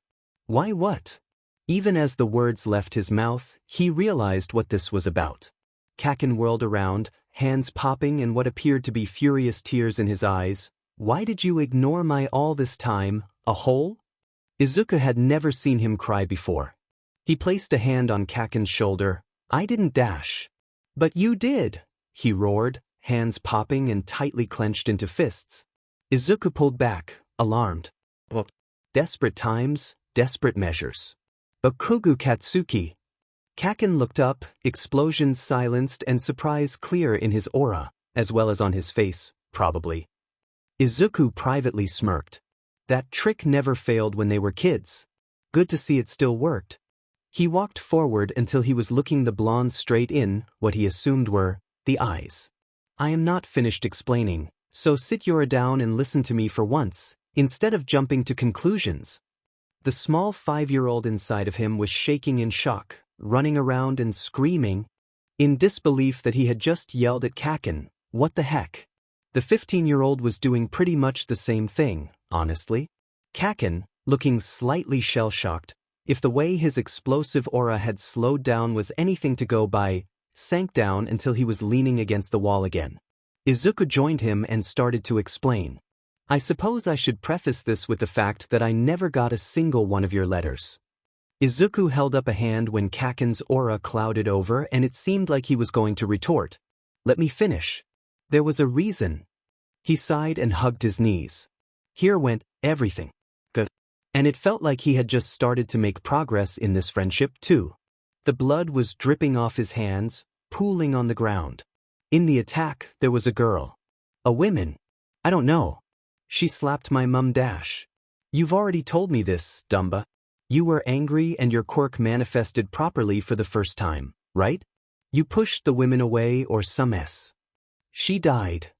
Kaken's head whipped up to stare at him. Izuku was surprised. He didn't think he'd ever seen someone's aura look that flabbergasted. Somewhere in the back of his mind, he registered that he was starting to dissociate, which probably wasn't a very good sign. He would be more worried if the rest of his brain wasn't so focused on the drip of blood on the floor. Drip, drip. She hit Mum and I was angry. So very, very angry. I grabbed a piece of her top and used my quirk to throw her into the wall. And then she died. But the building collapsed surely dash. Izuku shook his head. I saw the autopsy report. Her neck was broken from blunt force trauma. None of the rubble could have caused it. It was definitely me. He could feel the nausea rising in his throat. Not now, damn it. He let Kaken process that in silence for a moment, before he continued the story. He had to get this out before he choked. Anyway, this girl was the daughter of a well-known crime lord. I kept getting death threats, so my parents eventually blocked all of our mail. I guess they never rescinded the order. So that's why, Kaken. I never tried to ignore you. I wouldn't. Izuku tipped his head back against the wall. Kaken didn't say anything. Of course he didn't. Who would want to talk to a murderer? Red flowers blooming on the floor. Burning timbers, blood and gore. Drip, drip, Kaken was still silent. How long had they been sitting here? How long had Kaken been rolling in silent disgust? Izuku didn't know. He didn't know. Dimly, he registered that at some point he had started crying. His vision swam, and he could see the blood pooling on the floor. Red flowers blooming on the floor. Burning timbers, blood and gore. Drip, drip. Your crimes are written on the walls. Murder. By a cheater. Only villains steal lives. Will they stay when they know you're the thing they despise? Somewhere, in a part of his mind that wasn't consumed by the panic attack, he was screaming at himself to calm the F down. On no planet did he want Kaken to see him like this. His chest grew tighter, and the tears fell through his hands which he'd brought up at some point to cradle his face, and even as the water passed his hands they wouldn't come clean, and his heart kept beating faster, each bit a repetition of grief, hurt, guilt, rage, pain. Breathe. Come on, Izuku, breathe with me. In for 4, out for in for 4, out for 4. Izuku followed his mystery savior's directions, just being. Just breathing. 1-2-3-4. For -3-2-1. Breathe. When he eventually came back to himself, an unknowable amount of time later, he realized that he was curled into someone's side, and they were stroking his hair, humming softly under their breath. The person's voice was rough and low, and they smelled of burnt sugar and smoke. Kaken.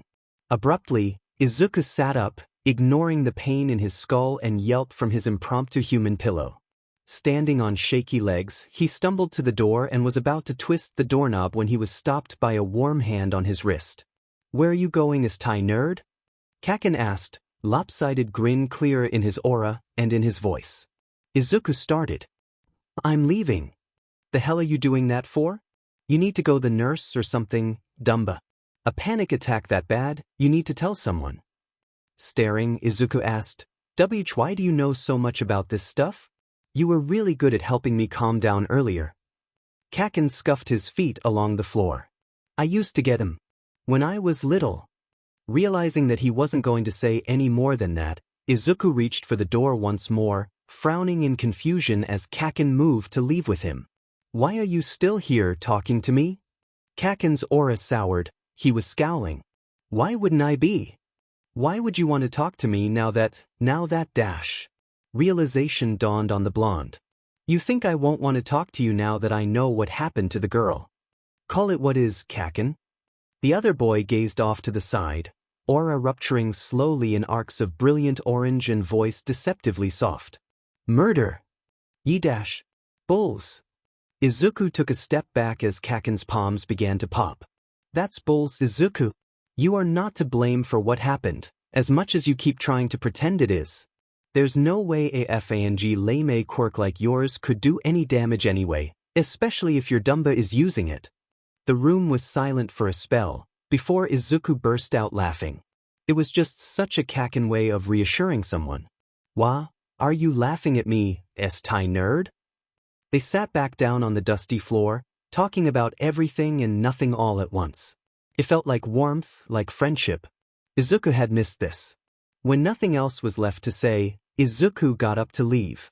As he pulled the door open, he was stopped by a quiet, "Zuku?" "What?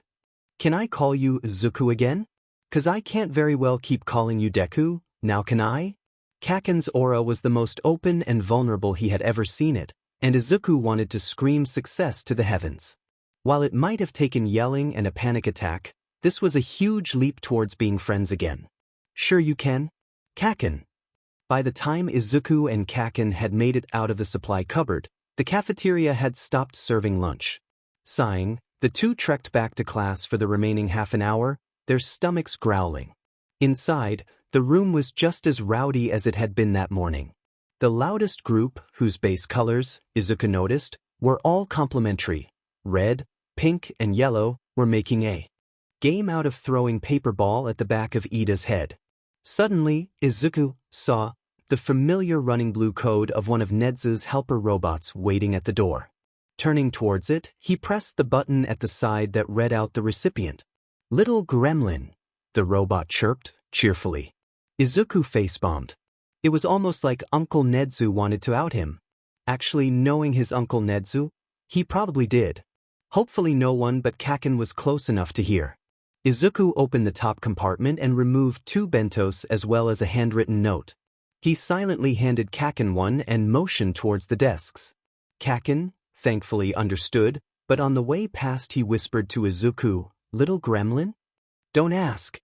Kaken chuckled softly and made his way to his seat.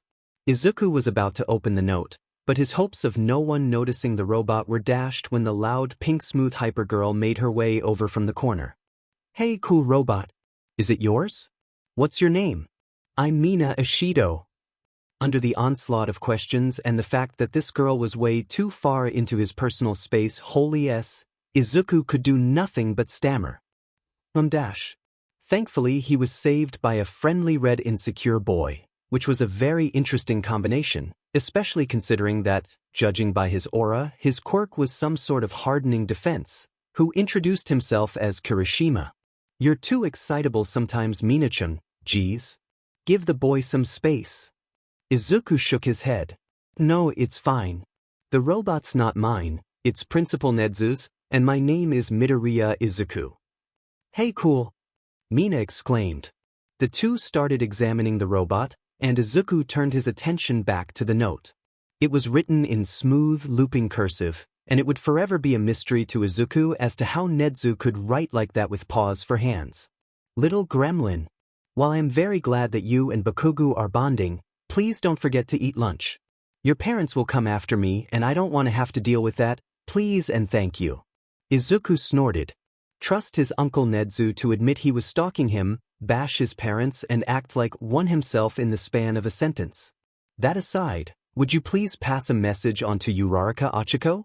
Her aura, unless I'm mistaken, should be to do with floating gravity and pink.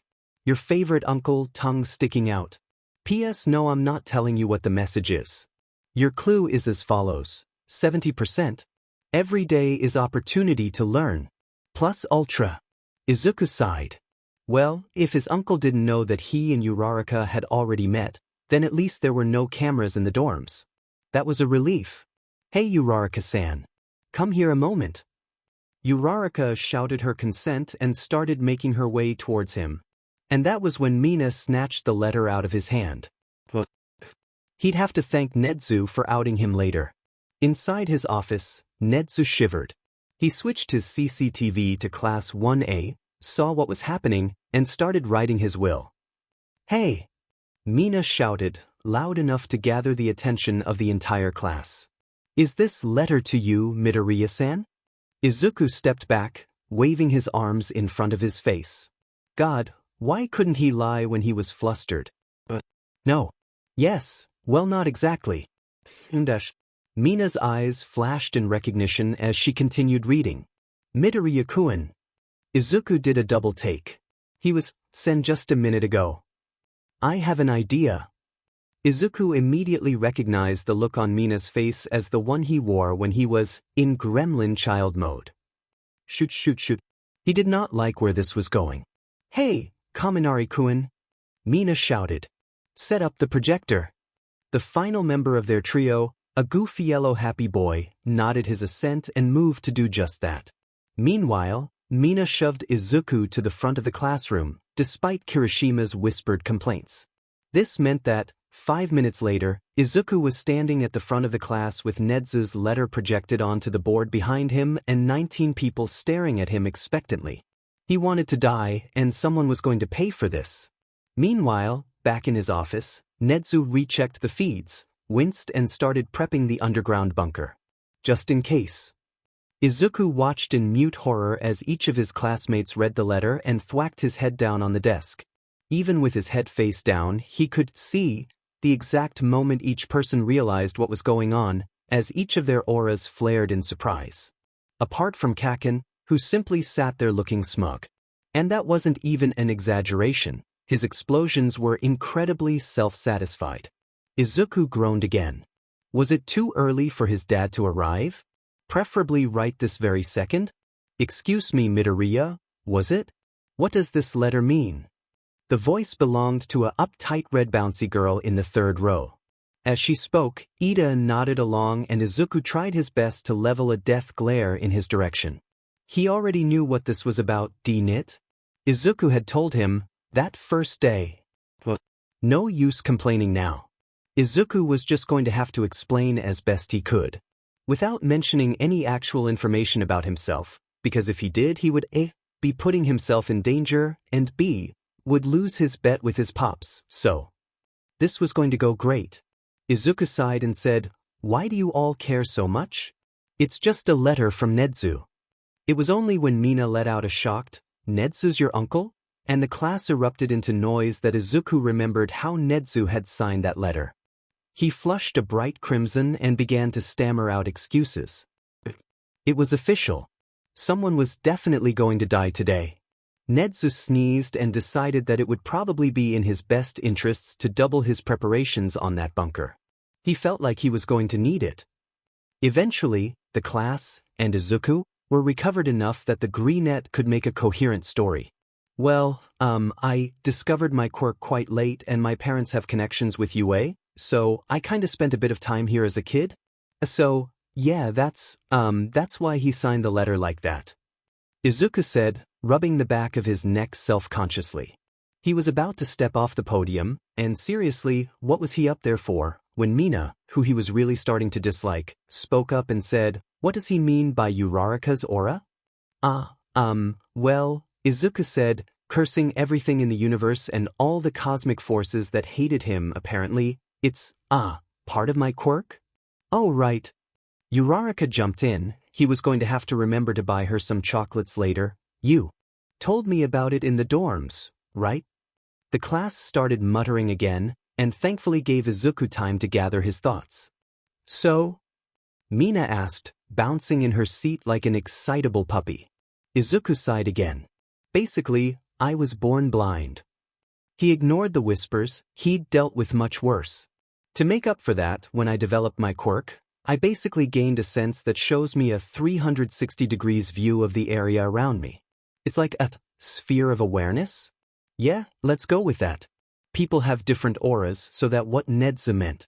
Uraraka is warm, pink and bubbly, but also kinda floaty? People's auras can tell me a bit about their emotional state and their quirk. They also have a base color and then two traits that are expressed in a way that mimics their quirk. At the end of his explanation, the classroom exploded.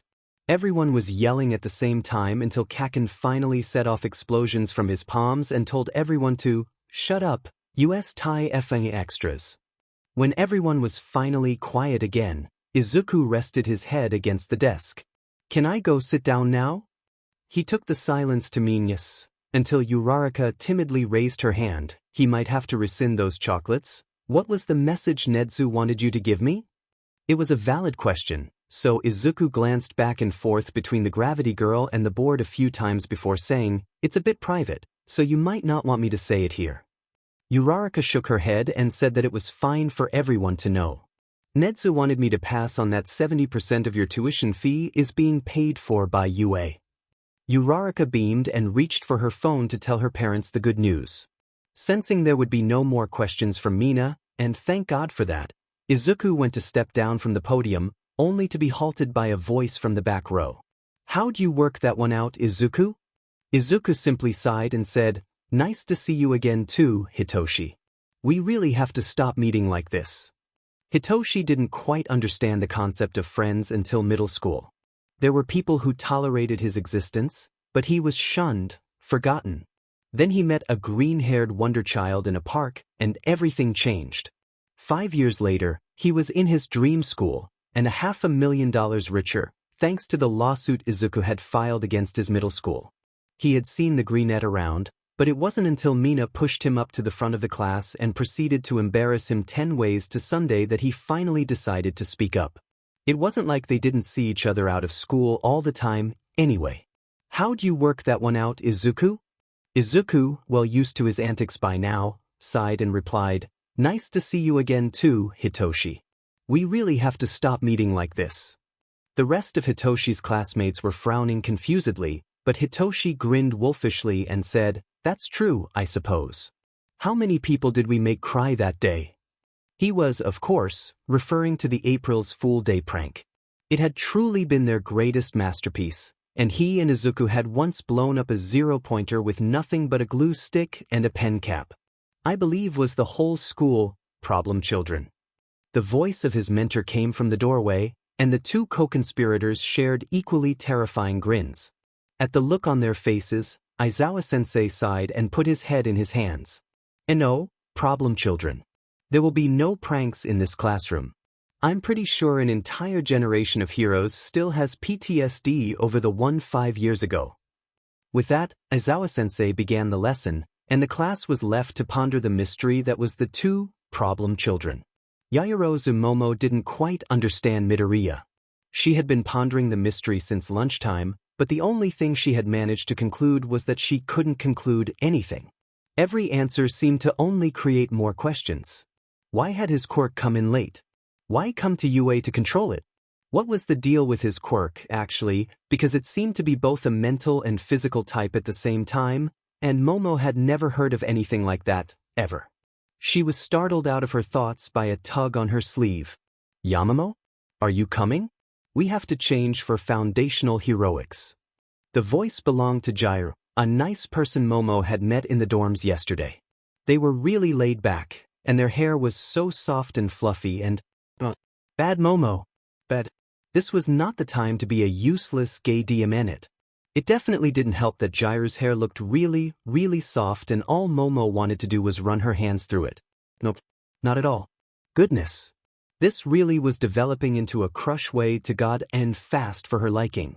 As Momo had been lost in thought, the pair arrived at the changing rooms. She was about to walk in when she felt Jairu hesitating behind her. Their eyes flashed between the boys and the girls' changing rooms nervously, and Momo felt a pang of sympathy. "Hey, Jairu?" Momo said, stuttering over her words a bit, and it was definitely not because Jairu was really hot, okay? "Stop judging her. If you want, there's a gender-neutral bathroom just around the corner." Jur beamed, and God if that didn't do things to her poor gay heart. "Thanks, Momo. You're a lifesaver," they said, and then reached up on their tiptoes to press a soft kiss to Momo's cheek before skipping off in the direction of the bathroom. Momo buried her face in her hands and silently screamed. "Good." She was so screwed. Turning into the girls' changing rooms, Momo pulled out her costume and proceeded to change. When she finally had it on, she realized that it was a bit more revealing than she expected. It was fine though. It was what her quirk needed to work, right? Momo was one of the last ones changed, so she started making her way to ground beta alone, humming a song quietly under her breath. If that song happened to be Girls Like Girls by Hayley Kiyoko, well, that was no one's business but her own. It was when she opened the door leading to ground beta that she encountered two boys from general studies, or at least she assumed that was where they were from, based on the classroom they were leaving. The shorter of the pair leered at her, saying, "Man, who knew the hero course girls were so desperate for some they have to resort to dressing like common slots?" Momo stumbled back as if she had been hit, which she honestly felt like she had been. The other snorted and made to leave but was stopped in his tracks by the 154 centimeters of furiousness that was Jairu Kyuka. "What do you two a-holes think you're doing?" they asked, anger seeping into their voice and turning in acidic. "Oh, and look, here's Miss Slot's friend." "What's wrong, not gonna spread your legs like a good little girl?" the shorter asked. Jairu smiled, but it was more of a smirk, Momo thought, a dangerous slash of a sword, promising pain. No, she didn't find it hot. "Shut up. Not a girl," they said, "but I do have a gift for you." "Oh, what's this, Ike?" Jairu launched their attack, and with the help of their quirk, managed to successfully defenestrate the two creeps. "Well," Jairu said, "that takes care of that." They then walked over to where Momo had crumpled against the wall. "Yamamo? Are you okay?" Momo sobbed and buried her face in their shoulder. Is that what I look like?" Soldash. Jairu was quick to soothe her. No, it's okay." She breathed. "You look amazing, Yamamo. Why don't we go talk to Aizawa-sensei?" Momo sniffed and nodded, dragging herself up from the floor, and pulled Jairu into a hug. In the quiet of the dorms, late at night, two figures lay staring at the stars. Jairu. Thanks." Katsuki wasn't quite sure what to make of the newly revealed friendship between Izuku and the purple-haired F.er who looked like he hadn't slept. Whatever. The pair were walking ahead of him on the path to ground beta, and while he couldn't quite make out what they were saying, he could clearly see that purple F.o was making Izuku laugh, his green curls bouncing as he threw his head back in amusement.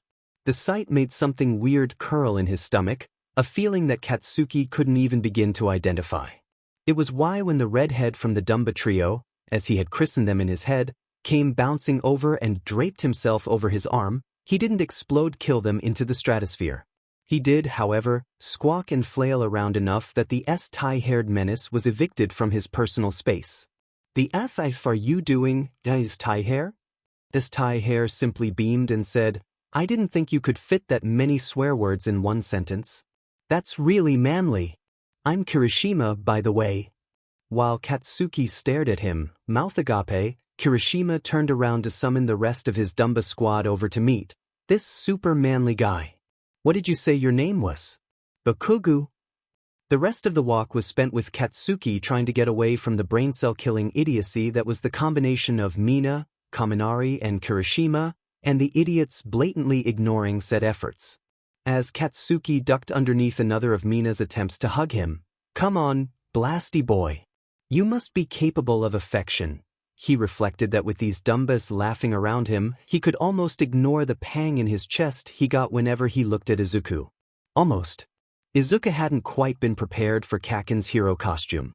His own he was pretty happy with. It consisted of a green jumpsuit and hood that looked simple but was actually able to suppress the light of his quirk if he so wished. There was a switch on the side of his neck. It was something he had been working on with Majima-sensei for a while now. While the intimidation factor, the glowing aspect of his quirk created was great sometimes, it was not good for stealth. The suppressor worked a bit like a bubble, except skin-tight. It basically made sure that nothing but his eyes glowed while his quirk was in use. It also had sheaths for his weapons, which were a boa staff and a pair of knives. They had been the first weapons he'd picked up in training, and he'd never really put them down. He'd had the design for years and was pretty pleased with the result. That wasn't surprising. What was surprising was Kaken's hero costume. The problem wasn't that it looked really hot on him, although it probably was. Izuku couldn't tell if it did or not with his sight. The problem was that it was almost the exact design that Izuku had talked about with Kaken at the age of 4, when his quirk first came in, under the blanket during a sleepover, right down to the grenade gauntlets on his hands. Kaken's aura suddenly spiked with the smug pride, and Izuku realized he must have been caught staring. He blushed and looked away. "Gay," Hitoshi whispered right in his ear. Izuku squawked and turned around, flailing his arms and whacking the purple-haired menace as hard as he could. "Hitoshi, you can't just keep doing that to me." Hitoshi shrugged, leaning back against the gate leading to ground beta. His dad had told them to get changed and meet them here, but he had yet to arrive. Either Aizawa was waiting until they relaxed to land a brutal surprise attack on them under the guise of teaching, or he was still asleep.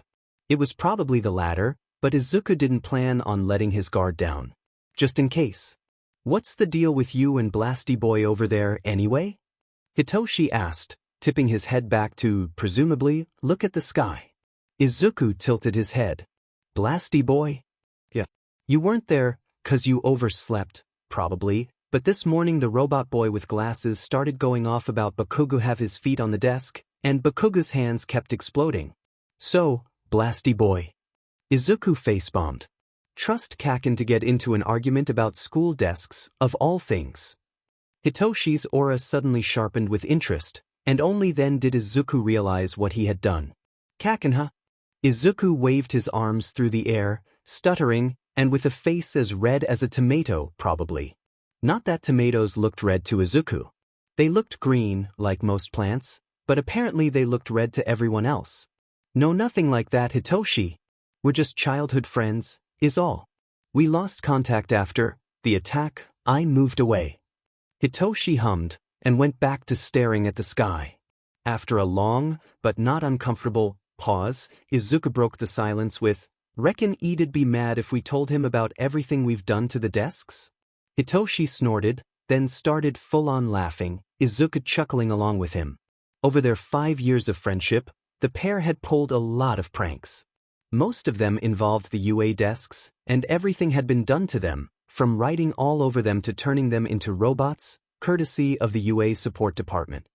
The silence fell once again, and Izuku couldn't help but think about how they first met.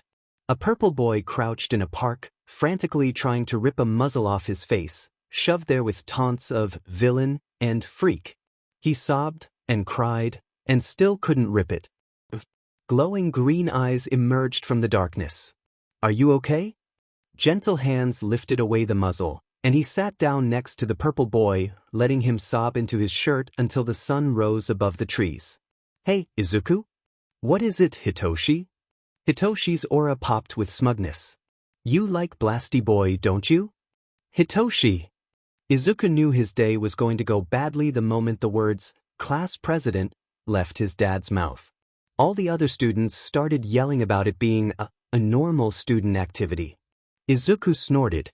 They would soon learn that there was no such thing as a normal at UA. Hitoshi, sat behind him, looked similarly amused. Kaken caught their smiles out of the corner of his eye and his aura flared warningly. They could practically hear the, "What are you two dumbis planning?" echo through the air. Izuku and Hitoshi just smiled back at him innocently. The blonde snorted and turned around, clearly unconvinced but grudging, realizing that there was nothing he could do to stop whatever was happening. Not that Izuku and Hitoshi were planning anything, of course. But it was always good to keep people on their toes. A lot of yelling, a couple of rigged votes, voting twice is cheating, Kaminari. And quite a few groans later, Ida was elected class president with Yaoyorozu as vice president. Izuku sunk back in his seat with a sigh of relief. He had narrowly avoided a candidate role by exactly 1 vote. God knows he wouldn't be able to deal with paperwork on top of UA homework and extracurricular training. One last thing, before you all go to your next lessons, Aizawa-sensei announced. We're going on a field trip tomorrow, so make sure you bring or give me anything you might need for that, such as extra food and water, or any things you might need for your quirk. The room erupted in frantic whispers, and his dad quickly exited the room so he wouldn't have to deal with any overexcited teenagers, or, God forbid, questions. For all that he spent most of his time in a sleeping bag, Dad was flipping fast when he wanted to be. Hitoshi wandered over to join Izuku and Kaken as they left the classroom. So? Field trip? Where are we going, Izuku? Izuku just raised an eyebrow. Bold of you to assume that Aizawa-sensei told me where we're going. Kaken looked confused. But you're his dash. Before he could finish the sentence, Izuku had slammed his hand over his mouth. Essays. He whispered frantically. You're going to make me lose my bet with Pops. Bet? Hitoshi questioned. Izuku sighed and led the way down the corridor, studiously ignoring the spluttering and bitten-off curse words coming from the direction of Kaken. Yep. He bet me that Dad wouldn't be able to hide our relationship for 3 full days, because apparently we are totally obvious about it. I said we could, and the outcome will determine whether or not Pops gets to buy a parakeet, so it is vitally important I do not lose. The sanity of UA depends on it. As Kaken and Hitoshi pondered the horror that would be present Mike plus a parakeet, Izuku pulled open the door to Midnight's classroom and ushered them inside. By lunchtime, Katsuki had decided that purple-haired Pineapple, despite his perpetual tiredness, wasn't all that bad. His jokes was effing hilarious, and most of the lunch break was spent coming up with increasing ridiculous insults while Izuku sat in between them with his head in his hands, bemoaning his choice in friends. Of course you two are bonding over insulting people. Of course. What even is this sorry existence of mine? I must have been a tax collector in a previous life, for the world to hate me this much. Shinso elbowed him in the side. Hey, Bakugo, looks like Izuku isn't feline too good. Katsuki smirked. They were doing puns now? Bring it. Bakugo. Katsuki had never backed down from a challenge in his life, and he didn't intend to start now. Nah, I think our jokes are too punny to make anyone sad. But hey, I have lots of great fruit jokes to make, and if he doesn't appreciate those I think we'll have to let that man go. Izuku groaned and sunk onto the floor as Shinso cracked up and nearly keeled over laughing. Just as Katsuki was about to deliver another terrible fantastic joke, an alarm started blaring. Izuku sat up from the floor immediately, frowning in concern. That alarm means someone's breached the campus. Breached the campus? Shinso whisper-screamed. But that means... Izuku nodded grimly. I don't know who got in, but whatever Izuku was about to say was cut off by the sound of Ida slamming into the wall above the door and announcing that it was just the media and not villains. As everyone else started cheering for emergency exit Ida. Katsuki noticed that Izuku was still staring morosely out of the window. He nudged him. Leonard, what's the problem now? Izuku frowned. Something doesn't feel right. Shinso poked Izuku's other shoulder. Hey, Mr. Downer, if you don't hurry up we're going to be late for foundational hero studies. Izuku sighed and stood up. I guess you're right. Let's go then. Hey Izuku, want to hear another joke? No, I don't. Hitoshi. Kaken? Why are you laughing? Kaken? Outside, the dusty remains of the UA barrier drifted away on the wind. Shiro Hanta wouldn't class himself as an excitable person. Usually. But today was their class first UA field trip, so he thought he can be excused. And he wasn't the only excited one. The dumbass trio, composed of Ishido, Kirishima and Kaminari, had been doing the conga around the room for the past 5 minutes, singing, Field trip, we're going on a field trip, Field trip, we're going in a trip, and dragging more and more reluctant people in. The group was eventually cut off by the arrival of Bakugo and Midoriya, by which Hanta meant that the latter sank down in his seat and started talking to Shinso while blatantly ignored his friend's attempts to kill his classmates into oblivion. After the conga line was successfully destroyed by Bakugo, the blonde wandered over to Shinso and Midoriya and launched into calm conversation, like he hadn't just tried to blow up the classroom. And the other two just rolled with it. Hanta shook his head. He was never going to understand those three, not even if he lived to be each by themselves was bad enough, but put them together and the amount of cryptid energy was probably enough to put even Bigfoot to shame. A flash of yellow caught his eye, and Shiro turned around to see Kaminari approaching his desk in the same way he did. Everything, with far too much energy for someone who didn't drink coffee. Seriously. If Shiro drank enough coffee that he became as energetic as Kaminari, he'd probably die. "Hey there, Shiro!" Kaminari exclaimed, bouncing on the edge of his toes. "Ready for this field trip? No one's going to be ready for anything if you lot don't quiet down." Aizawa-sensei sagged in his seat at the front of the classroom, for once not clad in his yellow caterpillar sleeping bag. "Right?" he said, standing up. "Let's go, you lot. We're off to the USJ." Katsuki liked to think that he had gotten over most of his anger issues. As anyone who knew him would tell you, he had not, in fact, gotten over most of his anger issues. But when the entire bus took it upon themselves to call him out on his trashy personality, he thought he was justified trying to blow the lot of them up. Verbally, of course. He wasn't that big of an idiot that he would try to blow up a bus while being, inside the bus. That didn't stop him, however, from describing to his classmates in extremely graphic detail where they could stick their stupid petty bulls insults dash. "Hey, come on, Kaken." Izuku whined. "Can't you commit bodily harm quieter? This bus is so loud I can't think." Wordlessly, Katsuki got off his chair and sat down, huffing in displeasure. The peace was quickly disturbed again, however, by someone coughing, "whipped," into the silence a bit louder than they should have done. Katsuki's shriek of outrage could probably have been heard in China. The class narrowly escaped death by explosion due to the bus's arrival at the USJ, where the rescue hero, 13, greeted them with what Katsuki assumed was a smile, but really could have been anything with the hero's expressionless helmet. "Welcome to the Unforeseen Simulation Joint, or USJ," they said, beckoning them up the steps. Faintly, in the background, Katsuki could hear Kaminari say, "Oh, so that's what it stands for. I thought it was Universal Studios Japan." 13 opened the big double doors and ushered them inside. "Here, in this specialist training facility, you're going to take part in a rescue exercise. However, before I explain that, I need to tell you something."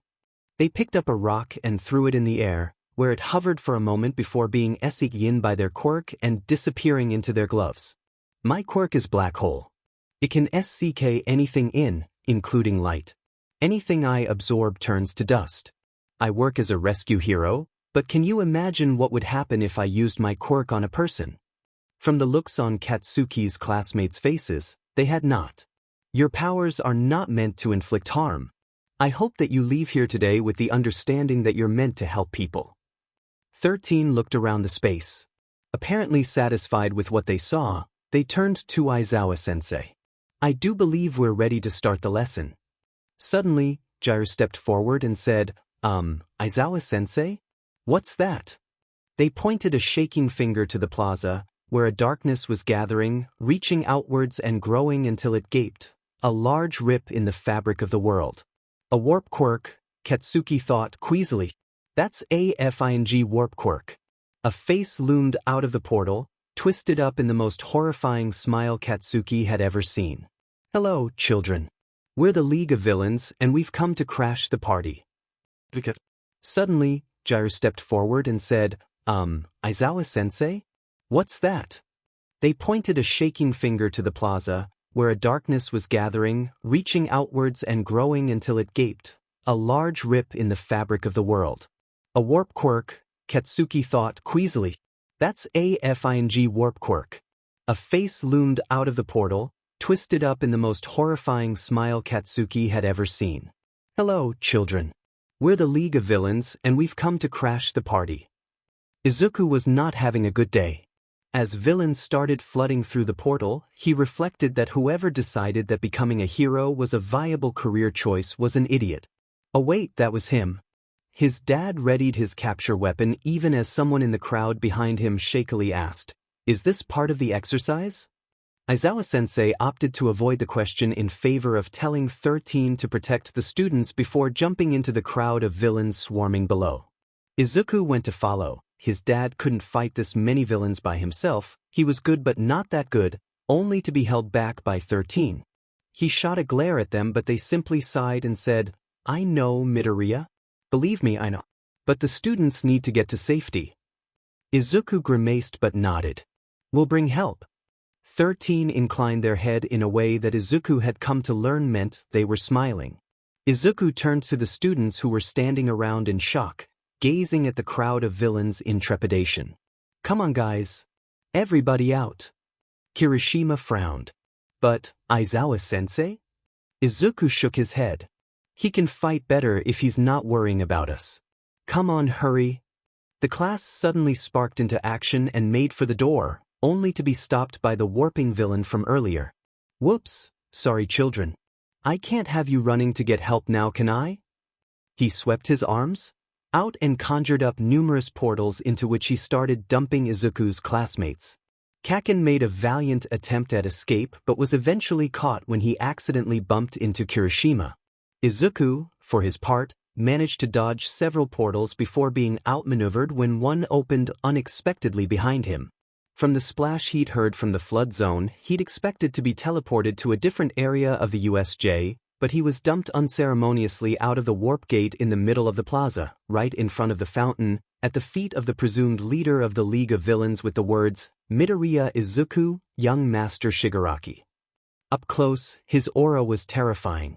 It was blood and death and decay, all cracked and shattered and falling to the ground in monochrome tones of gray. From this information Izuku could deduce two things. The villain, Shigaraki, had a quirk that could decay things, probably by touch if the numerous hands on his costume were anything to go by, and he wouldn't hesitate to kill Izuku in the most painful way possible. Seriously. Izuku had seen axe-wielding serial killers with better psyches than that. As for where he had seen axe-wielding serial killers, well, let's just say that Nezu had a very interesting take on family. Outings. Green hair, green eyes, you match the description. You are Midoriya Izuku, aren't you? At Izuku's silence, he chuckled. Great. We got someone who's been dying to see you. Shoyuta didn't actually think things could get any worse. He was outnumbered about 1 to 100, 13 was caught up at the entrance fighting the portal guy. He was then reminded why he didn't taunt the universe like that as he watched, helpless, as 13 was taken down by the portal villain and Izuku was transported right across the plaza to sprawl at the feet of the leader of this attack, who, if the portal villain was to be believed, was called Shigaraki. He was wrong. This was so much worse. Shoyuta spun around and threw his elbow into the face of another low-level thug. They were all crap at fighting, but there were a lot of them and the strain was beginning to wear at his eyes. Sighing, he readied his capture weapon. There was nothing for it. He was just going to have to fight his way to his son. "I'm coming, Izuku. Hold on. Just hold on." He straightened his tie, in a drab office that hadn't been his for the past 3 years. His adopted son had stepped up to run what had once been his family, and he was now nothing more than an elaborate figurehead.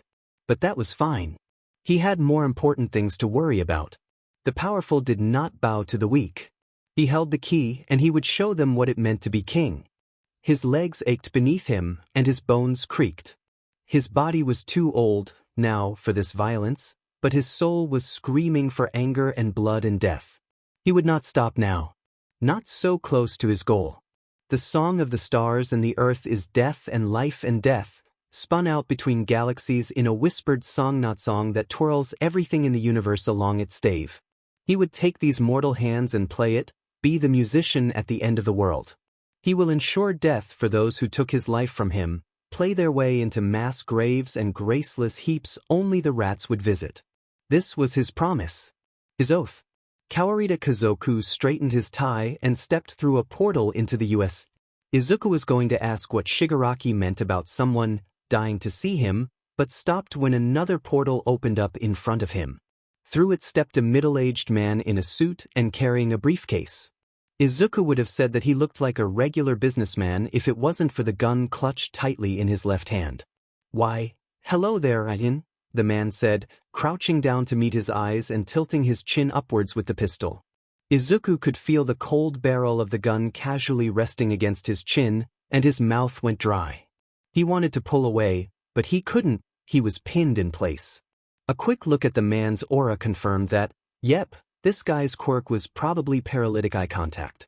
A pair of glowing, red eyes shone at him through a miasma of hate and fractured glass. A second look confirmed that this new villain was almost as bloodthirsty as Shigaraki. Widening his awareness, he could see that his dad was preoccupied fighting off a swarm of thugs and 13 was down near the entrance. Which meant he was going to be fighting off two bloodthirsty villains all by himself, and one of them had a gun. This was going to go great. Don't ignore me, Izuku. The creepy way the villain crooned his name made him shiver. "I'm Kawarita Kazoku. We have some unfinished business, you and I." Izuku felt the paralysis lessen for a moment before coming back full force, confirming his theory that the effect was cancelled if Kawarita closed his eyes or looked away. Unfinished business? Izuku questioned.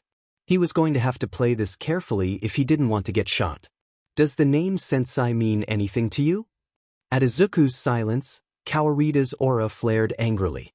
"How rude. You kill my daughter and don't even bother to learn her name."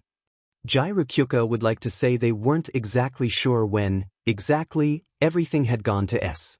When their class was made the target of a villain attack, the motives of which were still frighteningly unclear?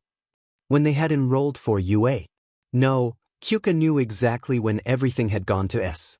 It was the second they met Yaoyorozu Momo and their useless gay heart had decided to go and develop a giant, life-ruining, heart-stopping crush on a girl they had just met.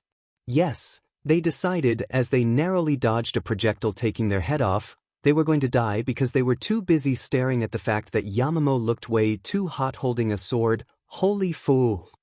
"Kaminari!" Yamamo yelled, suddenly, which reminded Kyuka that that dumbass was here as well. No, they hadn't forgotten because they were being really fang gay. "Shut up. Can you electrocute these guys? Just enough that they pass out." "I can try." Kaminari yelled back. "But what about you, Dash? We'll be fine. Just do it."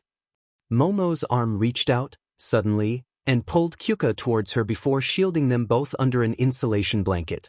As the smell of ozone grew ever more present, a clear sign that Kaminari was about to use his quirk, Kyuka buried their head in Yamamo's collarbone and tried not to think about how gay they were, because these were not appropriate thoughts to have in the middle of a fight God knit. Staring in wonder at the back of their head, Momo did the same. "I killed his daughter?" Izuku thought, uncomprehending for a brief second before understanding dawned. The villain attack when he was 7.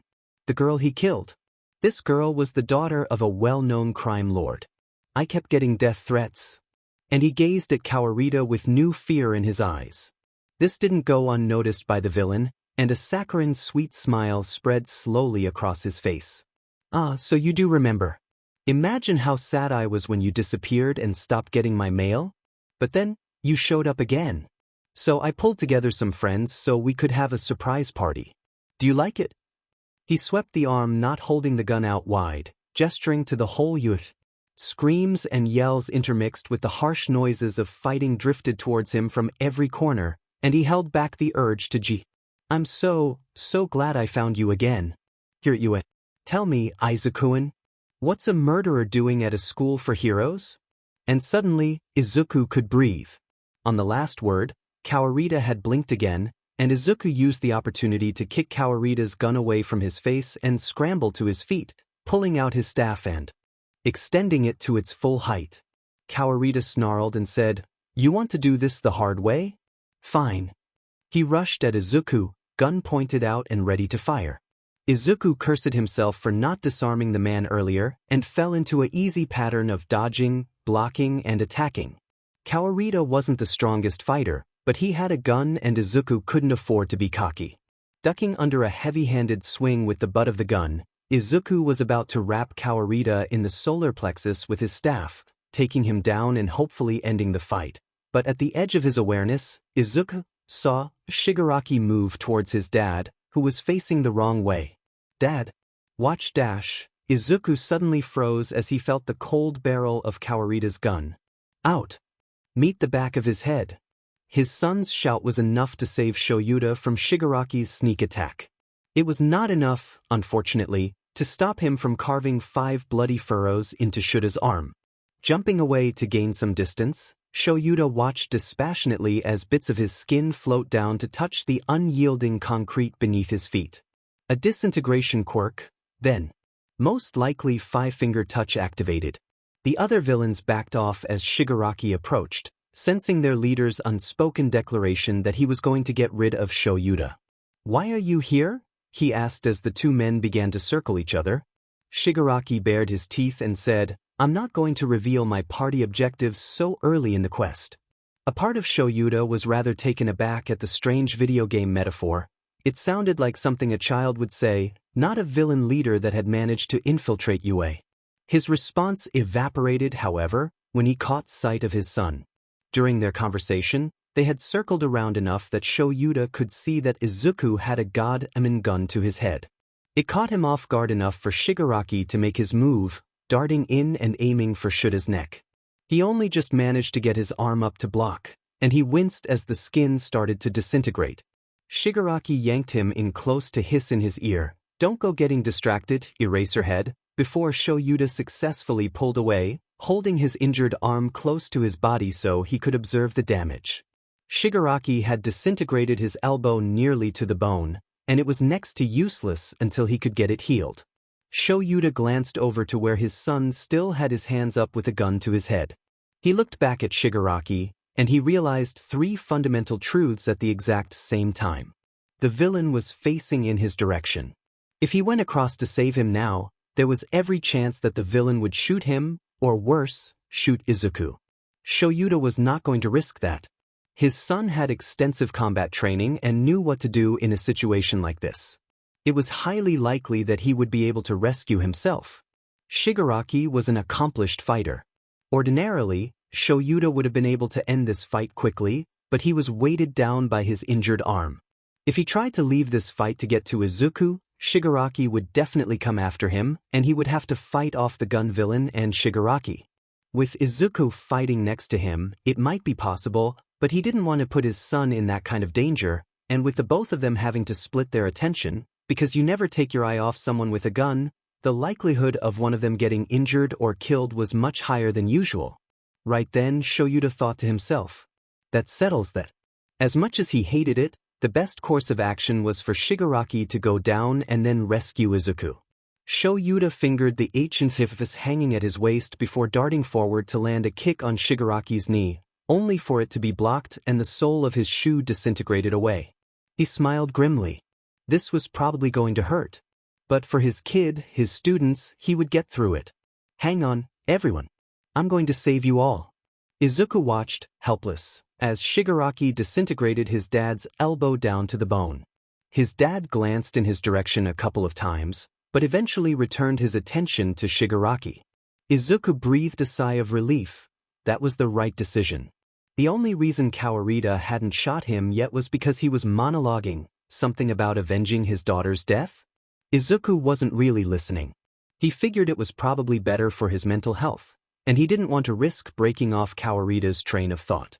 Gradually, he felt the pressure against the back of his head lessen, which meant Kawarita was letting his guard down. He needed to make his move. It was now or never.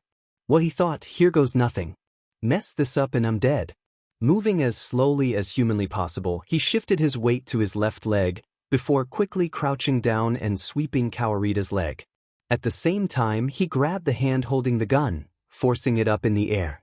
A shot rang out. It ruffled Izuku's hair as it went past, a scant few centimeters from his scalp. Shuddering with the close call, Izuku grabbed the gun and tucked it into his belt. He wanted to kick it away, but he was surrounded by enemies. Kicking it away was as good as giving it back. He scooped up his staff from where he left it after Kawarita threatened him. With it back in his hand, he didn't feel so off-kilter. He felt like he could get everybody out of this mess. They were going to live to fight another day. He bared his teeth in a snarl in Kawarita's direction. These villains were going to rue the day they attacked him, his family and his friends. Kawarita Kazoku stared at the small, green-haired blight that had ruined his life, and saw his gun tucked into his belt. Gun. No. This brat would not steal anything else from him. He had wanted to put a bullet in his brain. Quick, easy. He had thought that his daughter would be proud of him. Clearly not. This thing did not deserve a quick and easy death. He glanced at the men surrounding him and issued an order, the first one he had given in a very long time. He held the key and he would show them what it meant to be king. Get him. Katsuki was annoyed. This wasn't a new thing. It was very rare that he wasn't annoyed at something, whether that be his mum or the fact he wanted to be friends with a certain green-haired nerd. It was equally as rare, though, that he was annoyed because he was in a fight. Sparring was usually something that Katsuki found soothing. There were very few things that were better for getting anger out than punching the S out of something. But as he knocked out another S-Tai villain with an explosion to the face, Katsuki couldn't feel anything except bubbling rage. He wanted to get back to the plaza and punch the mist guy in the face, not least because he had the sinking feeling that Izuku was in trouble. That was so manly, bro, said Kirishima, standing behind him. His fire engine red hair was still stuck up in spikes, and it was at that moment that Katsuki decided on the perfect name for him, S-Tai Hair. Are we heading back to the plaza now? The newly dubbed S-Tai Hair asked. Katsuki grinned and smacked his fist into his palm, sparking an explosion. You better effing you bet we are, S-Tai Hair. Those villains weren't going to know what hit them. He ignored the outraged shout of S-Tai Hair in the background. Uraraka Achiko didn't know why, exactly, these villains were here. Didn't know what they wanted, didn't know their capabilities or their quirks. Really, Achiko thought, she didn't know much of anything. What she did know, however, was that her friends were stuck on a boat with her in the middle of the flood zone, and they didn't have a visible way out. Oh yeah, and the water was teeming with villains. That was also a thing. Surveying the area one last time, Achiko sighed and reached out with trembling fingers for Ida's shoulder. Shinso eyed her with concern. I thought you said you couldn't do that to yourself without getting nauseous? Achiko closed her eyes and swallowed bile. No, I can't. All of us together exceeds my weight limit, she didn't add. I don't know what the consequences of this are going to be. Instead she smiled, shaky. It's fine, Shinso-kun. So you can swing us over to dry land, and I'll just have to trust you to carry me to safety, yeah? She pressed her fingers to her chest without waiting for a reply and let nausea-induced blackness fill her sight.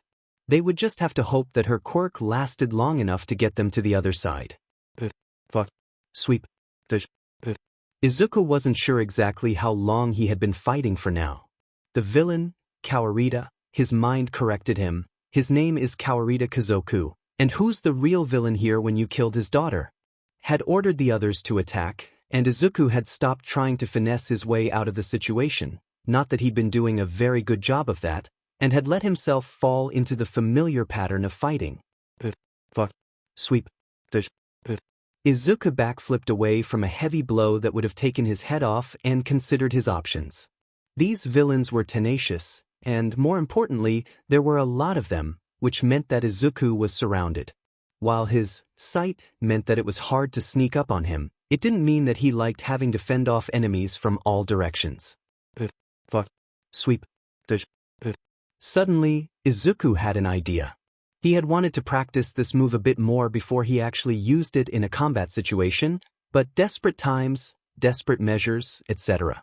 Crouching low to the ground, Izuku swung his staff around him in a large arc, forcing the villains to move away, and allowing him to sweep his hand across the floor and stand back up, holding a small rock. Suddenly, the dust and rocks around him lit up caustic green and began to hover in the air.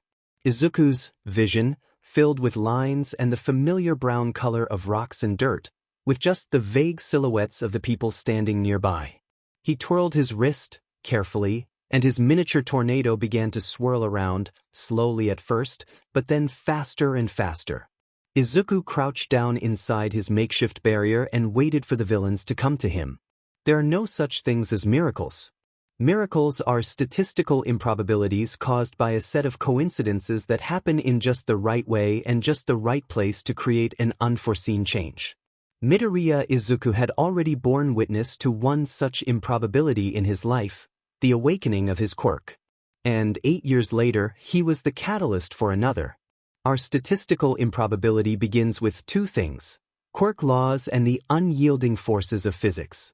As much as they seemed like magic, quirks were still products of man. Thus, they follow the laws of the universe.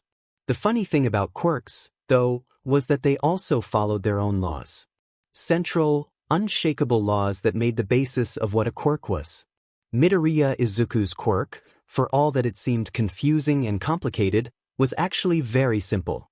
Whatever happened to one object would happen to the other, in a set ratio. If a 1 cm rock is moved 1 meter, it will move a 2 cm rock 2 meters. The ratio is 2, a simple, unchangeable rule. Earlier, we remarked that miracles are statistical improbabilities, formed by an innocuous set of coincidences. That day in the USJ, there were 4. Here we find our first coincidence. A smooth, rounded rock that was almost at a perfect 4-to-1 ratio with the pebble that Midoriya Izuku was using to control his sandstorm. The second was less coincidence and more human error. A Yakuza grunt, eager and wanting to prove himself, decided to brave the sandstorm and kill the boy for his boss. Unaware of the more intricate, mental side of the young hero's quirk, he walked in directly behind Midoriya Izuku, assuming he was out of sight. The third coincidence was a small one, but no less important. As the grunt came close enough to Midoriya Izuku to be noticed, our rock was at a perfect 180 degrees angle with him. The fourth was an emotion: panic. Midoriya Izuku, when he realized an enemy was coming, panicked and turned around as fast as he could, without canceling the effects of his quirk. The laws of physics change for nothing, not even quirks. Newton's second law of motion is that force is equal to mass multiplied by acceleration. The boy turned around, and the rock he was holding gained enough force to knock over a soft drink can. The rocks it was linked to, though, affected by their set ratio as they were, gained enough force to rip through skin and bone. And they did. As Midoriya Izuku turned, so too did his storm. It faced this gang member, and it attacked. Shoulder, leg, lower abdomen, arm. These were the places that the rocks sailed through, making the gangster fall and crumple to the ground. They were not life-threatening, and he probably would have survived. Midoriya Izuku would have learned his name. He would have survived if a smooth, rounded rock had not been perfectly positioned to launch itself at his forehead with all the force of a bullet, punching through his skull and nestling itself in his brain. A perfect headshot. A miracle, no? There were 4 perfect holes in the man's body, Izuku realized. He could hit the holes in the man's body, the gaps in his aura. The 5th hole was less perfect. It was a gaping chasm, a jagged hole. It didn't go right through, but it went in far enough. The gangster crumpled to the floor and lay there, twitching, which probably meant that the stone had reached his cerebellum, his movement cortex at the back of his brain. Izuku couldn't tear his focus away, in some terrible mix of terror and shock. Distantly, he registered the rest of the villains pulling back, but he couldn't pull himself together enough to work out why. The rest of his mind watched, in horrified, guilty shock as the man's aura bled away, a twirling ribbon of lime green slowing and stopping, fraying and dispersing, until all that was left of the man was a gray corpse. Izuku turned away and barely resisted the urge to throw up. Kawarita walked forward, his leather business shoes clacking on the cobblestone in a regular rhythm. Izuku tried to stand up, when had he sat down, to move away, but found quite suddenly that his legs were no longer working. The man stopped just in front of Izuku and placed his hand on his head in a sick parody of the way his parents did, a twisted version of the comfort it was meant to show. Kawarita twisted his fingers in Izuku's hair and forced his head up, trying to make eye contact. Izuku just gazed listlessly past his shoulder, anchored down and floating all at once. The villain sneered. "Wow, Izuku, not even 15, and you've got a body count of 2. Wonder what your mother thinks of that." Something clicked in Izuku's brain. Or perhaps it flew loose. There was a man over there, and he was dead. Because of Izuku. No, not again. Izuku couldn't do this again. He was training to be a hero, and he had killed 2 people. Someone was saying something, but Izuku wasn't aware of it anymore. His brain was a mess of static, and suddenly the Yi fell away and he was 7 years old again, and the world was nothing but noise, and he could feel the burnt skin of his mother's corpse underneath his shaking hands. He was falling and he was sinking, rising and falling, and he didn't know where he was. When he was. I'm sorry, he told the darkness. I'm sorry, I'm so effing sorry, I didn't mean to. I didn't. You did, the darkness whispered back. You did, and you'll probably do it again, won't you? Liar. Murderer. Todoroki Shoto arrived back in the plaza of the USJ to the sound of quiet, muffled sobs. He quickly took in the scene. Midoriya was on his knees in the center, quietly crying and shaking all over like a leaf. A man was stood over him, smiling cruelly and reaching for the gun tucked into Midoriya's belt. All at once, his intentions became clear, and Shoto started forward. He wasn't about to let someone die, for God's sake. Not to mention that Midoriya seemed like a nice guy. He wouldn't care about you if he knew. It turned out he didn't have to, though, as the telltale sound of explosions suddenly registered in Shoto's ears, and Bakugo Katsuki launched forward from the shadows to throw an elbow into the side of the villain's head, knocking him out cold. The blonde came to a slow stop, breathing hard. His eyes came to rest on Midoriya, who was still crying and shaking on the cobblestone floor. He hadn't moved an inch, hadn't even reacted to the villain being taken down. Shoto frowned. He remembered long nights alone in his room when he would shake like that. Shoto vaguely recognized more of his classmates arriving, but he kept his eyes on Midoriya, and by extension, Bakugo. The latter sighed and knelt down next to the green-haired boy, slowly passing his hand in front of Midoriya's face. His classmate showed no acknowledgement of the action, and Bakugo cursed under his breath before straightening up and turning to face the little group.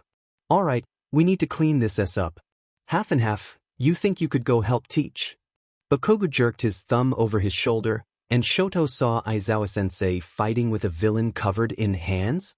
Questionable fashion choices aside, the man seemed to be a good fighter, if the blood dripping from Aizawa-sensei's arm was any indication. Shoto nodded and began to walk towards the fight as the rest of them began to sort out who was doing what. As soon as he got close enough, Shoto twisted his right foot and let the ice grow, sending it along the ground and then suddenly upwards, enclosing the villain's right hand in ice. He broke it fairly quickly, but it was apparently all the opening Aizawa-sensei needed. The gray material of his capture weapon wrapped around the villain's torso, and a quick blow to the head ensured he was knocked out. Aizawa-sensei sighed and seemingly relaxed, closing his eyes for a brief second. Thanks for the assist, Todoroki. Suddenly his eyes sharpened. Where are the others? Shoto gestured wordlessly in the direction of the others.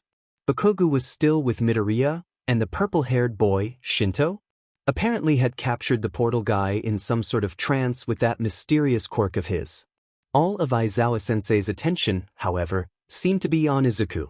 What's the situation, Bakugo? He said, tense. Bakugo seemed just as worked up. We sent Ida to get help. I don't where the F the others are, and... He trailed off and just nodded in Midoriya's direction. The boy was still staring off into nothing, his pupils dilated. Aizawa-sensei grimaced, scooped Midoriya up in his arms. Hey, we need to dash. The rest of his sentence was cut off by the doors of the USJ pushing open again to reveal Snipe-sensei and present Mike-sensei. Snipe fired his gun at the missed villain. He must not realize that he's been caught already, Shoto realized, and Shinko released a strangled, no dash, before the portal villain seemed to awake from whatever trance he'd been in. A flash of black, and the hand villain, the villain who had been threatening Midoriya, and the portal villain were gone. Aizawa-sensei sighed, but gathered Midoriya closer to his chest, tucking the boy's head under his chin. As the paramedics and other faculty members began to swarm the USJ, Shoto thought he heard his teacher whisper, "It's all going to be okay, Izuku. It's all going to be okay."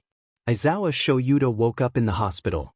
This was fine for all of 5 seconds until he remembered why he was in the hospital and sat up, ignoring the protests of his very sore arm, to frantically cast his gaze around the room for his son.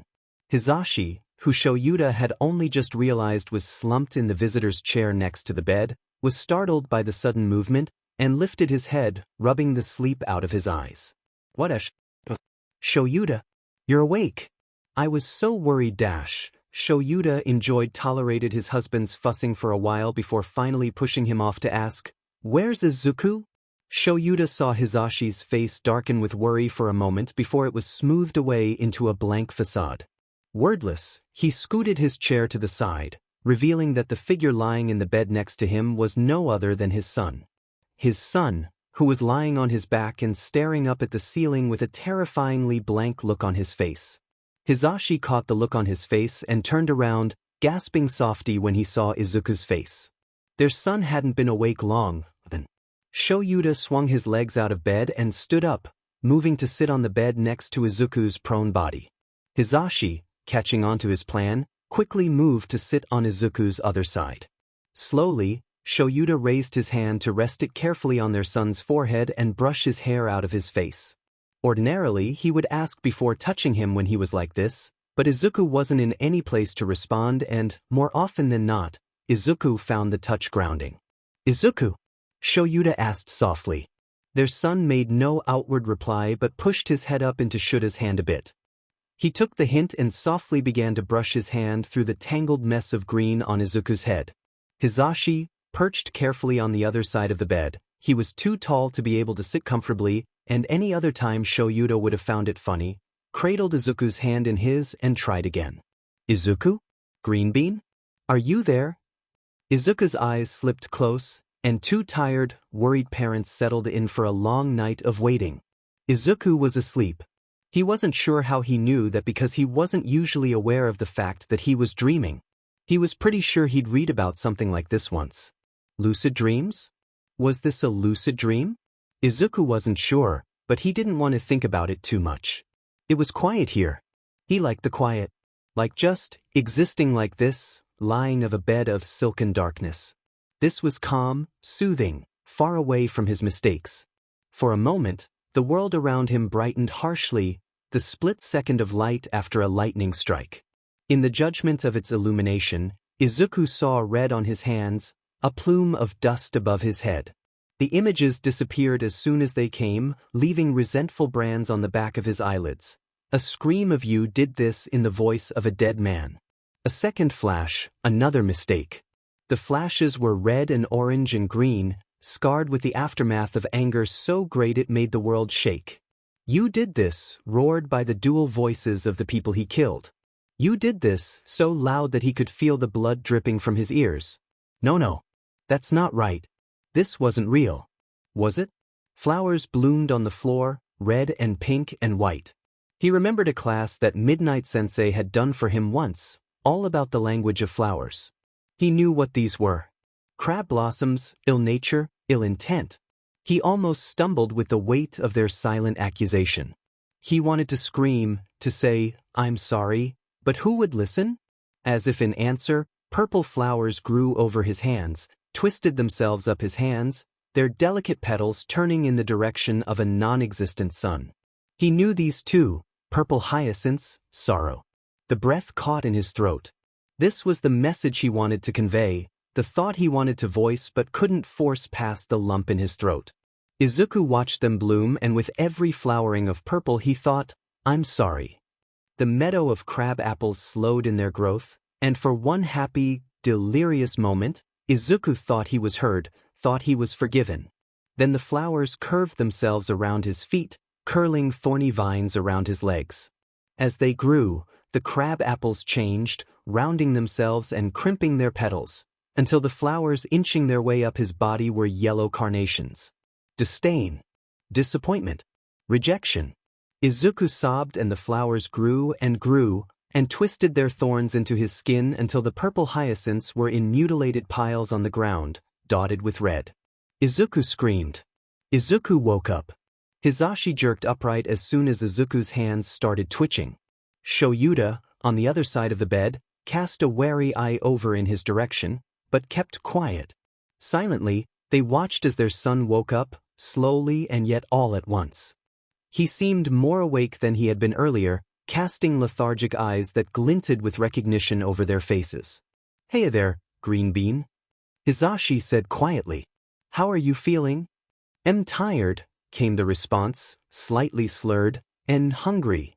Hizashi laughed, softly.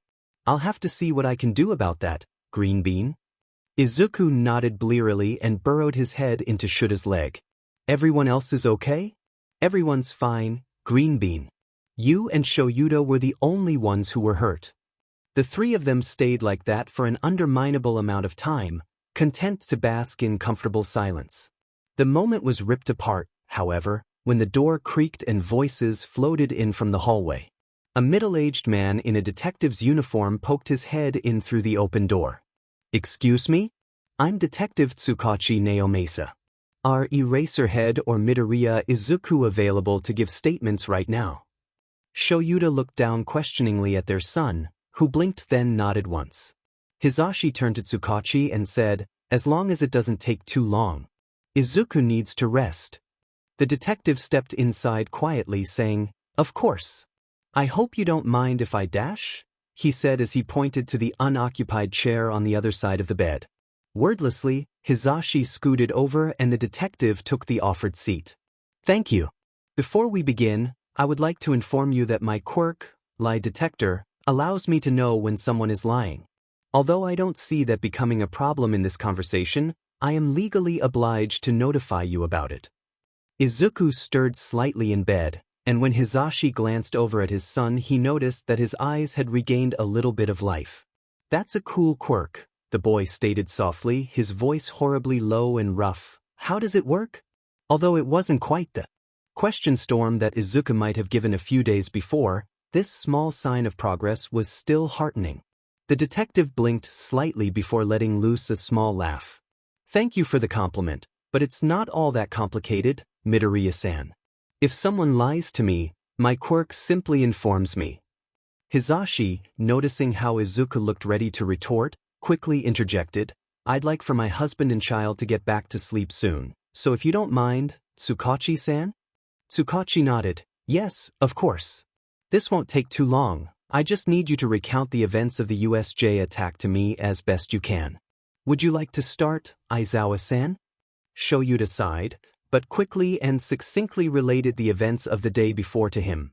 The portal, Shigaraki, the unknown villain. Hizashi had known it was bad, but to hear what his family had gone through without his knowledge made him sick to his stomach.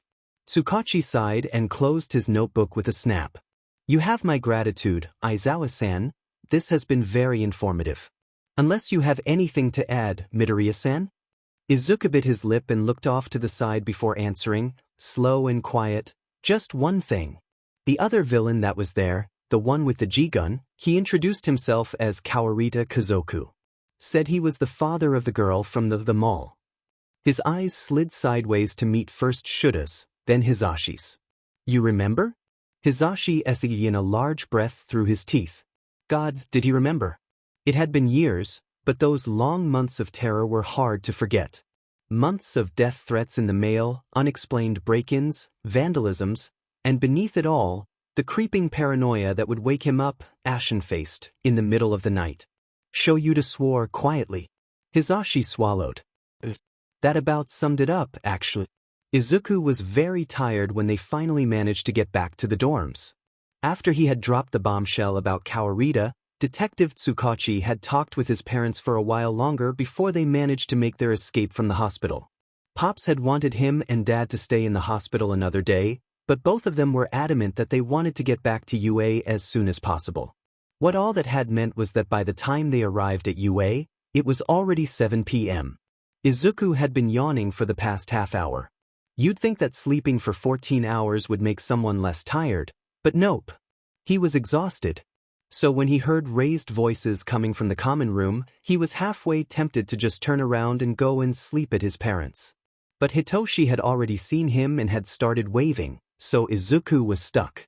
Walking in through the doors, and resolutely ignoring the shouting match Kaken was having with Ida, probably something about school regulations again. Izuku made a beeline for the couch Hitoshi was sitting on with Uraraka and drifted off, leaning against his friend's shoulder. It wasn't until he heard someone call his name, was that Yaoyorozu? That he jerked back to awareness and promptly fell off the couch. He could hear Hitoshi cackling behind him, the traitor. With as much dignity as he could, which wasn't very much, he picked himself up off the ground and asked, "Sorry, Yaoyorozu, I didn't quite hear you. What was that?" He could tell that Yaoyorozu was trying to hide a smile behind her hand, but neither of them commented on it as she replied, "No problem, Midoriya. I was just saying how we should do something to get to know each other better. Oh, and please, call me Yamamo." Izuku snapped into a salute and said, "Sounds like a good idea to me, Vice Prez," in the snootiest voice he could manage. That made Yamamo giggle, but before she could reply Mina had already bounded across the room, saying, "Oh, a game. We should play a game." Izuku collapsed back onto the couch, noticing that at some point Uraraka had left to join the ever-growing crowd of people in the middle of the common room. Suddenly Hitoshi elbowed him, leaning over to say, "I didn't know you had a crush on Yamamo." Izuku spluttered and nearly fell off the couch again, only just catching himself in time. "What the no?" he hissed, mindful of the very busy room they were having this conversation in. "What made you think that? Vice Prez?" Hitoshi mimicked, in a whiny voice that was clearly meant to be an impression of him. Why was Izuku friends with this JRK again? "Oh my god, Hitoshi, no." "What, I can't be friends with a girl without it turning into a relationship?" he retorted, feeling quite angry all of a sudden. Hitoshi held out for all of 30 seconds before he collapsed onto his side laughing, saying, "I was just teasing, but the look on your face dash." Izuku shoved him off the couch and buried his bright red face in his hands. "What? JRK." The next day was weirdly normal for Kyuka after the events of yesterday. They arrived in class, sat down, and Aizawa-sensei rocked up in his yellow sleeping bag to announce that the sports festival would be happening in 2 weeks. Ah well, they thought, head down on the desk while the class erupted into hysterics around them. It was a nice dream while it lasted. "Normalcy, I never knew ya." "Quiet!" Aizawa-sensei thundered from the front of the classroom. "Heroics classes will be used to prepare for the sports festival however you want. Don't waste the time you've been given." As the room became a flurry of noise around them, all of their classmates planning various different training sessions, Yamamo caught their eye from across the classroom and winked at them. Fing winked at them. Kyuka looked away even as they flushed red, all the way to their hairline. Maybe normalcy was overrated after all. "I'm really sorry guys, but I don't think I will be updating this anytime soon. My muse has deserted me and life is really busy right now. I barely have enough energy to write, let alone for a fandom I am no longer really in. I dislike leaving things unfinished, so I may continue this at some point, but this probably won't be for a while. Sorry again, and thank you to everyone who has read, left comments on, or given kudos to this FIC.